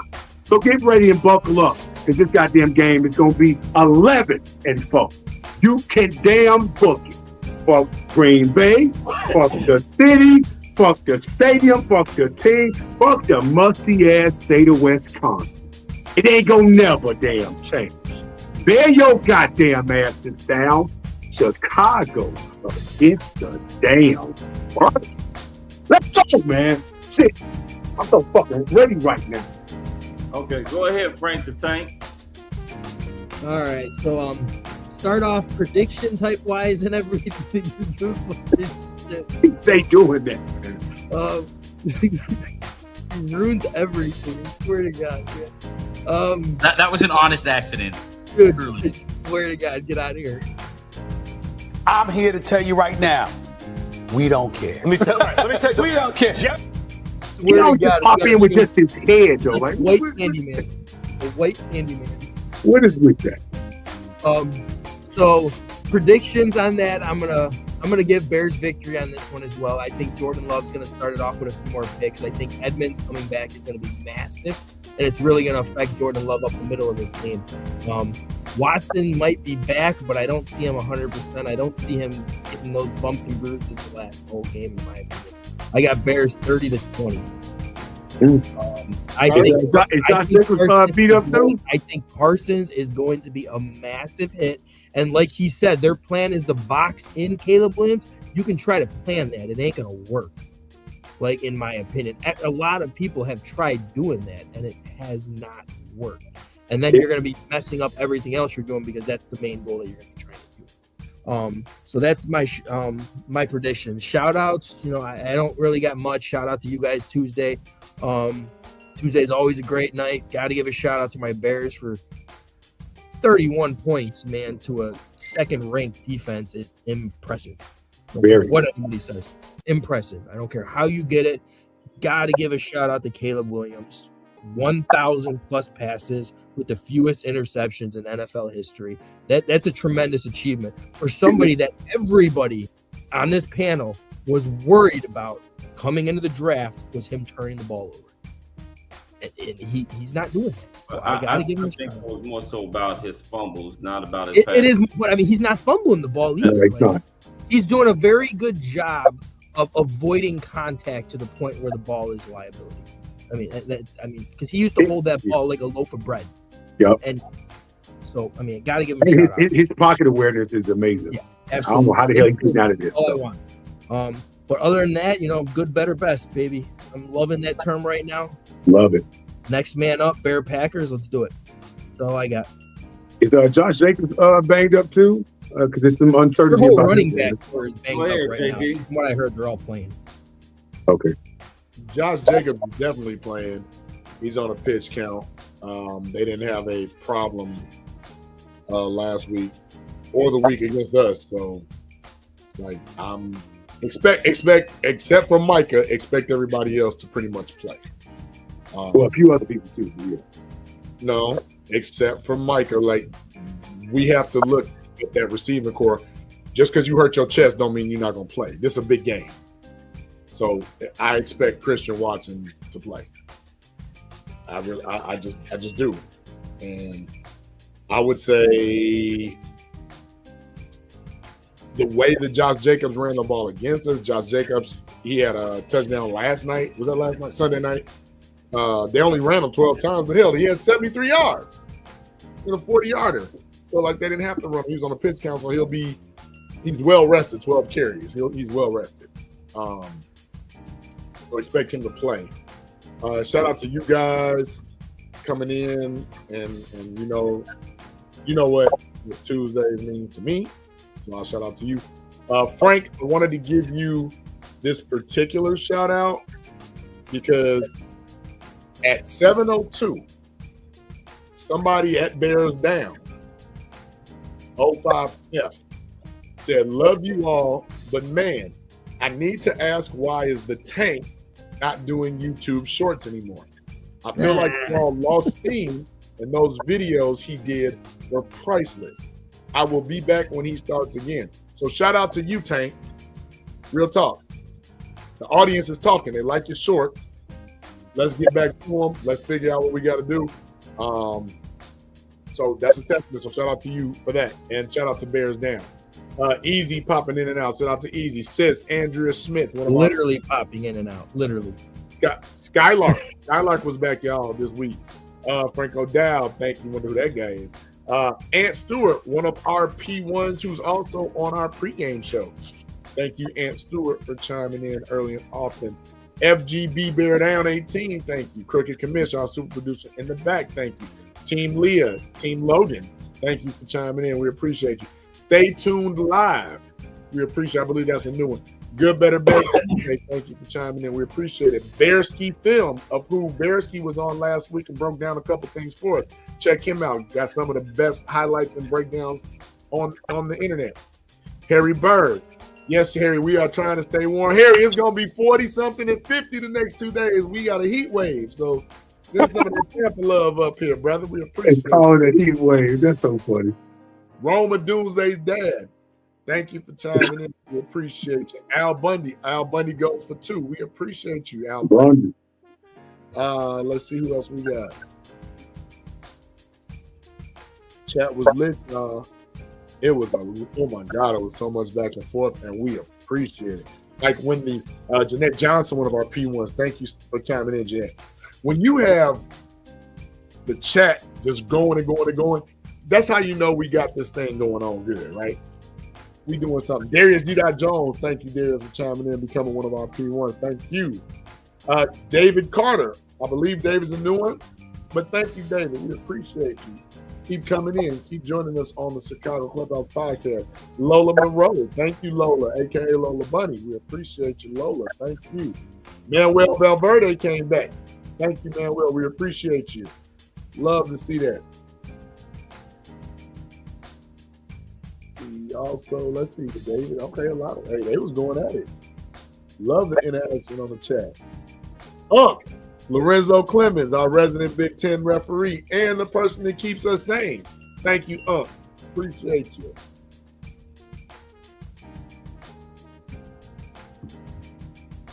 Let's see. I'm still scrolling, y'all. Excuse me. There's a lot again. We had another big chat. Yeah. But that's what, you know what? But we need that because that means people are engaged. People are hyped about Bears. We talking playoffs. We talking a little bit of soap opera drama now this week with the Packers. Like literally, like we didn't talk about this enough. But for real, the next 3 games could either make us or break us this season. Not only that, JB. Yeah, not only that, there's a possible scenario that both the Lions and the Green Folks actually missed the playoffs. This is true. Especially with Detroit, that is hilarious. Especially with Detroit losing to the Rams. Yeah, so if Detroit loses just one game out of these 3 games, they're done. Well, again, there's a lot of soap opera drama going on, and it starts Saturday because we're the only game Saturday. No, we're not actually 2 games Saturday. The Eagles play Saturday too. Who they play? I think the Chargers. Ain't no game. Man, that's a pretty shout out to my brother from another West Coast, Cali Love, my brother Bullets. Appreciate you chiming in early and often. Bullets cool, but he said something slick earlier. Hey, he been with us since day one, brother. He got the right. No, not to say nothing slick, but we always allow people to say what they want.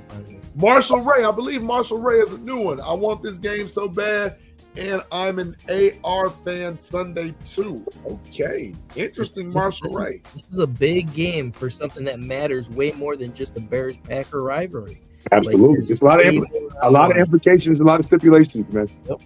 Yep. You know what? This might be one of those weekends where a lot of dominoes. We thought last weekend was one. This weekend might be where a lot of placement and dominoes fall, and we're gonna see. We already seen the Chiefs not make it. So who's next?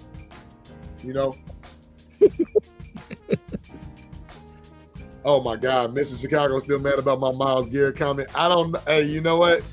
Hey. No, that's not the comment I was mad about. But I mean, he's unreal. So you really can't. I'm not mad about that. That ain't the one I was talking about. Okay, so what you pouting about, Mr. Chicago? What's wrong, man? Nobody pouting. You came in with the pouting? What's LeBron wrong, James man? Jr. What's You wrong? can't be here Yeah. like Black Santa Claus. Like, what am I pouting about? Like, no, I'm not pouting about anything. No, he didn't say talking. He said, "What you pouting about?" But I wasn't pouting about anything. All I was saying was Bullet said something slick early in the chat. So, He mad. He mad.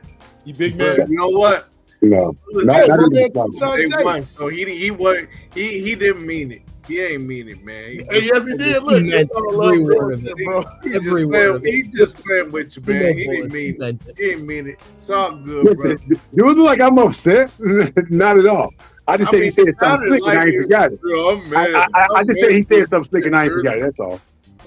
Shout out to Tucson J. Thank you, Tucson, for chiming in. We appreciate the love. Always one of our P1s. And to anybody that Andrew, Easy, Crook, everybody that put in the super chat. We definitely love hearing from you all, and we appreciate the love and respect. 100%. Yo, boy, Bub came back. Bub, love to see you, man. Chris Kelly, I believe Chris Kelly might be a new one. But he say Bears 35-0. Woo! I wish, man. That'd be a statement. I ain't that disrespectful. I don't know about that though. Listen, I love it. Talk that shit. Talk that shit. I love it. Yeah, we gonna talk like we got some sense around here too. 35-0. Yeah, we ain't gonna do all that. We damn near did that last Sunday. It was a different offense, though. I will say We're that. just gonna let him talk. The last time we lost, so maybe he should shut up so we can win. NFL teams, man. So that's all the shout outs that I have. Anybody that we did not have on the show, you already know what you are. We may or may not cover that later. I've been doing it lately, but since T's here, I'm gonna go ahead and let that ride. I'm getting there. Shout out to our guest Shad, and we can catch him at Shad Eats, right? That's on, what was that on? Was that on YouTube? Was that on Twitter? He said it was on multiple live streams. Multiple live streams. So yeah, he's that's what we're talking about, Crook. We're talking about YouTube, Twitter, everything. Yes. So shout out to him. Shout out to SB and the crew. Anybody else that we have watching and haven't chimed in, but giving us them likes and them views, we love you, appreciate you.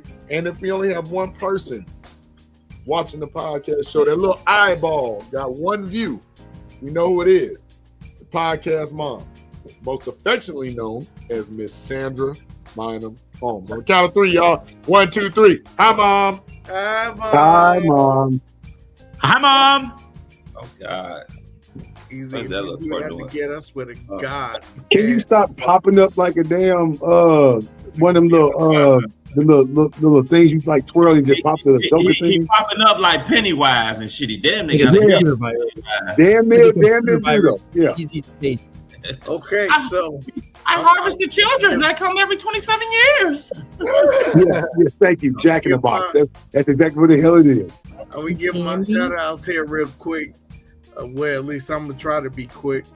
First I want to shout out you guys. There'll be no show without y'all, man.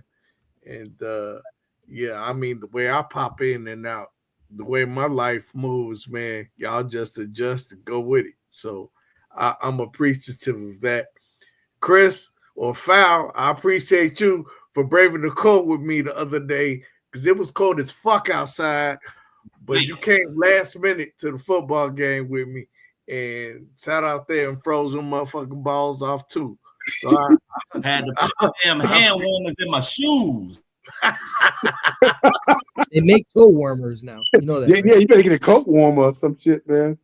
So I appreciate that, man. That was good shit, man. And Jesse Cortell is back. What up, Jesse? Easy's I still haven't gotten these tickets off Green Bay. They not going yet? Green Bay. I when they moved it to Saturday, I had another engagement on Saturday, but if you know, I'm not gonna waste them. So if I don't get them sold, I'm gonna just have to make some adjustments and go.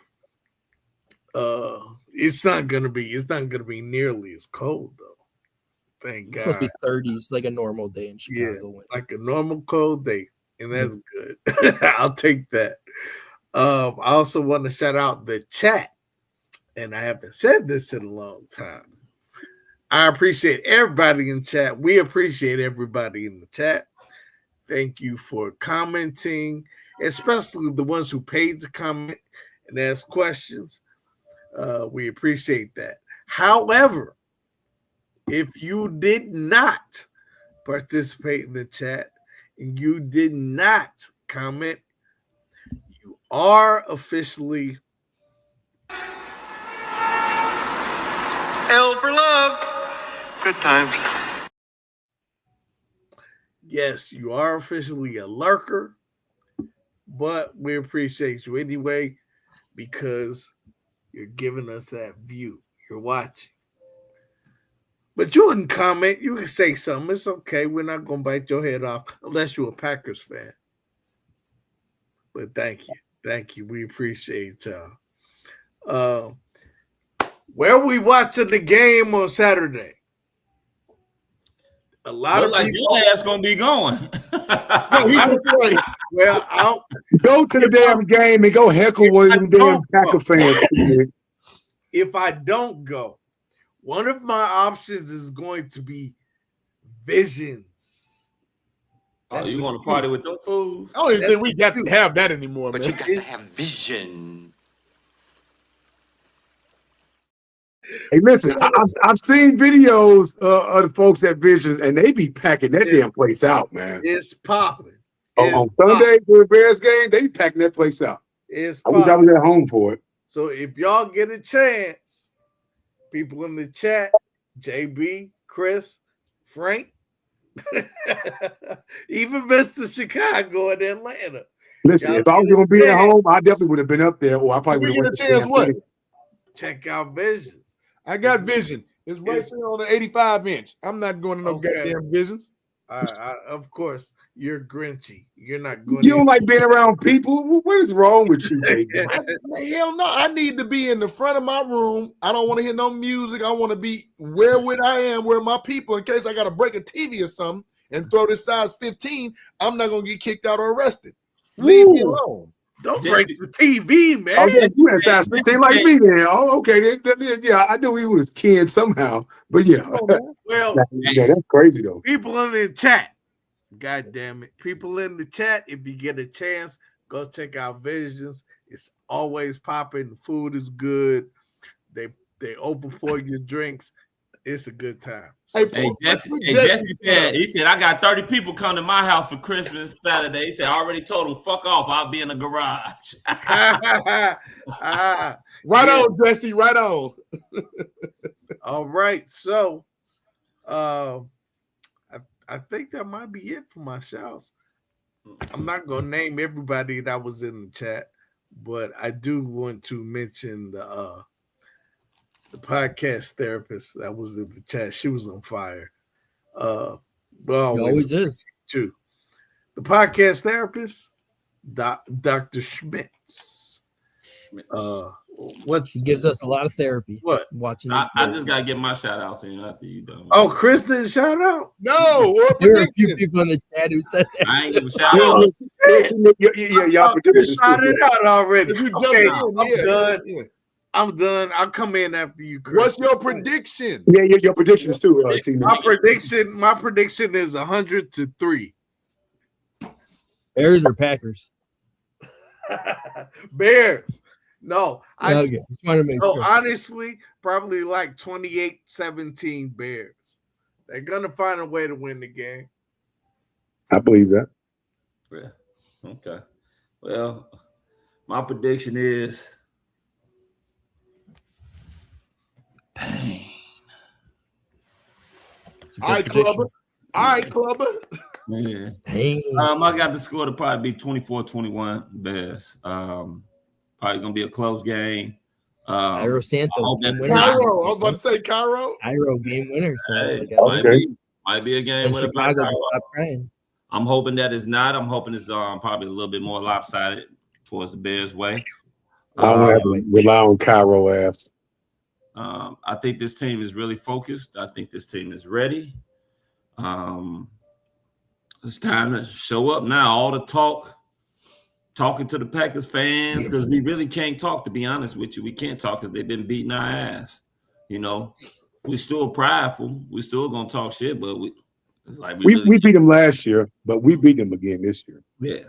So that's my score, 24-21. I want to give a shout out to the chat tonight. Yes. Thank you all very much for tuning in to the Chicago Clubhouse podcast, where we think we know everything, but we don't know shit. Obviously. Even though somebody on here did predict the Bears to win 10 games or more. I did too. I said 10 games in the playoff. He said 9 or 10. So. Yeah. I said 10 games as well. Yeah. JB, I think, said 2, right? Something like that. Between 7 and 9. That sounds about right. Humbug. I was wrong. Hey. But once again, thank you for tuning in to the Chicago Clubhouse podcast. Remember to like and subscribe to the Chicago Clubhouse podcast. Hey, this is a podcast that's different from many other podcasts. As you see, we encourage people to come on and give us their thoughts. Even if it's the opposite team fans, we encourage you guys to come on, talk to us. You know, we have a good time. It's like having barbershop talk, baby. This is what we do. We encourage you. A lot of podcasts don't do that. They don't want to hear from you. They don't mind you chatting, typing in the chat, but they don't want to see your face on here, and they damn sure don't want to hear from you while you on here. So that's not us. Remember, tell your mama, tell your daddy, tell your sister, tell your brother, tell your auntie, your uncle, your cousins, your side chick, your side dude, you know what I'm saying, your boss, whoever. Tell them to come on over and like and subscribe to Chicago Clubhouse podcast, where we kick ass and bear down, baby. To you fellas, T-Nick, Stanky Frankie, I don't know who the hell it is. Thank you, Frankie. Yes, I know, right? Mr. Chicago, JB, the super producer in the back, the crooked commish. 5 nights himself. Pennywise himself, Easy. You know what I'm saying? It's almost 27 years, Easy. You know, we know you harvest children. Stay away from the sewers, everybody. I want to give a shout out to the kiddies. Shout out to my my fiance, my wife. Shout out to my baby boy Ricky. Shout out to the city. Ricky! Shout out to our special guest today, our boy Shaz Eats. Shout out to him. We'll be tuning in to you, my brother. Also, I want to give a shout out to the people of Chicago and all Chicago city teams. I don't know what this bear is doing over here. Shout out to him too, whatever it is that he's doing, touching on himself. Oh God! I'm showing the damn shirt. Get that light skinned shit out of here. I thought this was a family show. I thought it was too. Looked like it was I ain't showing off nothing. I'm showing the damn shirt. You see the shirt? Oh, and one last thing that I want to say: fuck Green Bay. I'm done. FGB. Fuck him. Fuck him.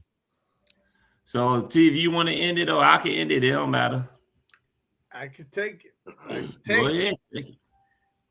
So, with that being said, that's my man Foul Mouth C who braved the cold with me. My man Stanky Frankie. Wherever that came. I don't know who the fuck that dude is. 2% milk decided to be funny, so I just left it. I would not want to smell him, but for Mr. Chicago with the fucking bear costume on and my bear head, man. His whole costume. What was the dude name from College Game Day? What was his name? Lee Corso. Lee Corso ass dude here. Yeah. 5 Nights at Freddy. That's we gonna win the goddamn game, sweetheart. So for all these guys, I am T-Nick, quarterback, point guard, whatever the hell you want to call me. And I do want to wish everybody a very Merry Christmas. I don't know if we're going to be back on December 23rd. If not, we will see you next year. Or we might be back December 23rd. Who knows? We might want to talk shit because we beat the Packers. I mean, I think we're gonna talk shit. Oh yeah, we're gonna have a whole presentation. And please do not forget about Easy Does It. I don't know When when Itch he's decides to do show it, up. but he keeps flashing that shit on the screen. Easy does it. Okay, all right, It's bye. Saturday. Okay, You see really you do later, have man. Pennywise forehead. Shit. He's gonna do it on Saturday. He said. That's Yeah, the he said white that last Saturday. Phil. The Saturday Do before not that. forget about the white Uncle Phil on Saturday. White Uncle Phil. Did that say Pennywise's forehead? That really. Hey, listen. If you watch the series or the movie, it definitely is though. Yeah. And I've been watching the series. Really, guys? With that being said, I don't know why this dude keeps on popping up when I said don't. He's like, if you do it, you can float too. You float too. You float too. Yeah. So for everybody on this panel, we out and bear down. You got to decide whether you're a wolf or a sheep. I'm a bear. Chicago against the world. This has been a Chicago Clubhouse Network production.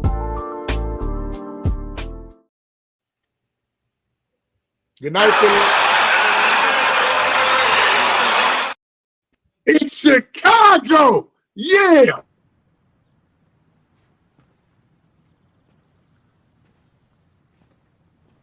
You're still here. It's over. Go home. Good night, Easy. Good, better, best. And now it's all over. Good night, better, Easy. best. Good, better, best. Never let it rest. Never let it rest. Good night, Easy. Till your good becomes better. Till your good gets better. And your better gets better. And your better gets best. 1, 2, 3. Your better.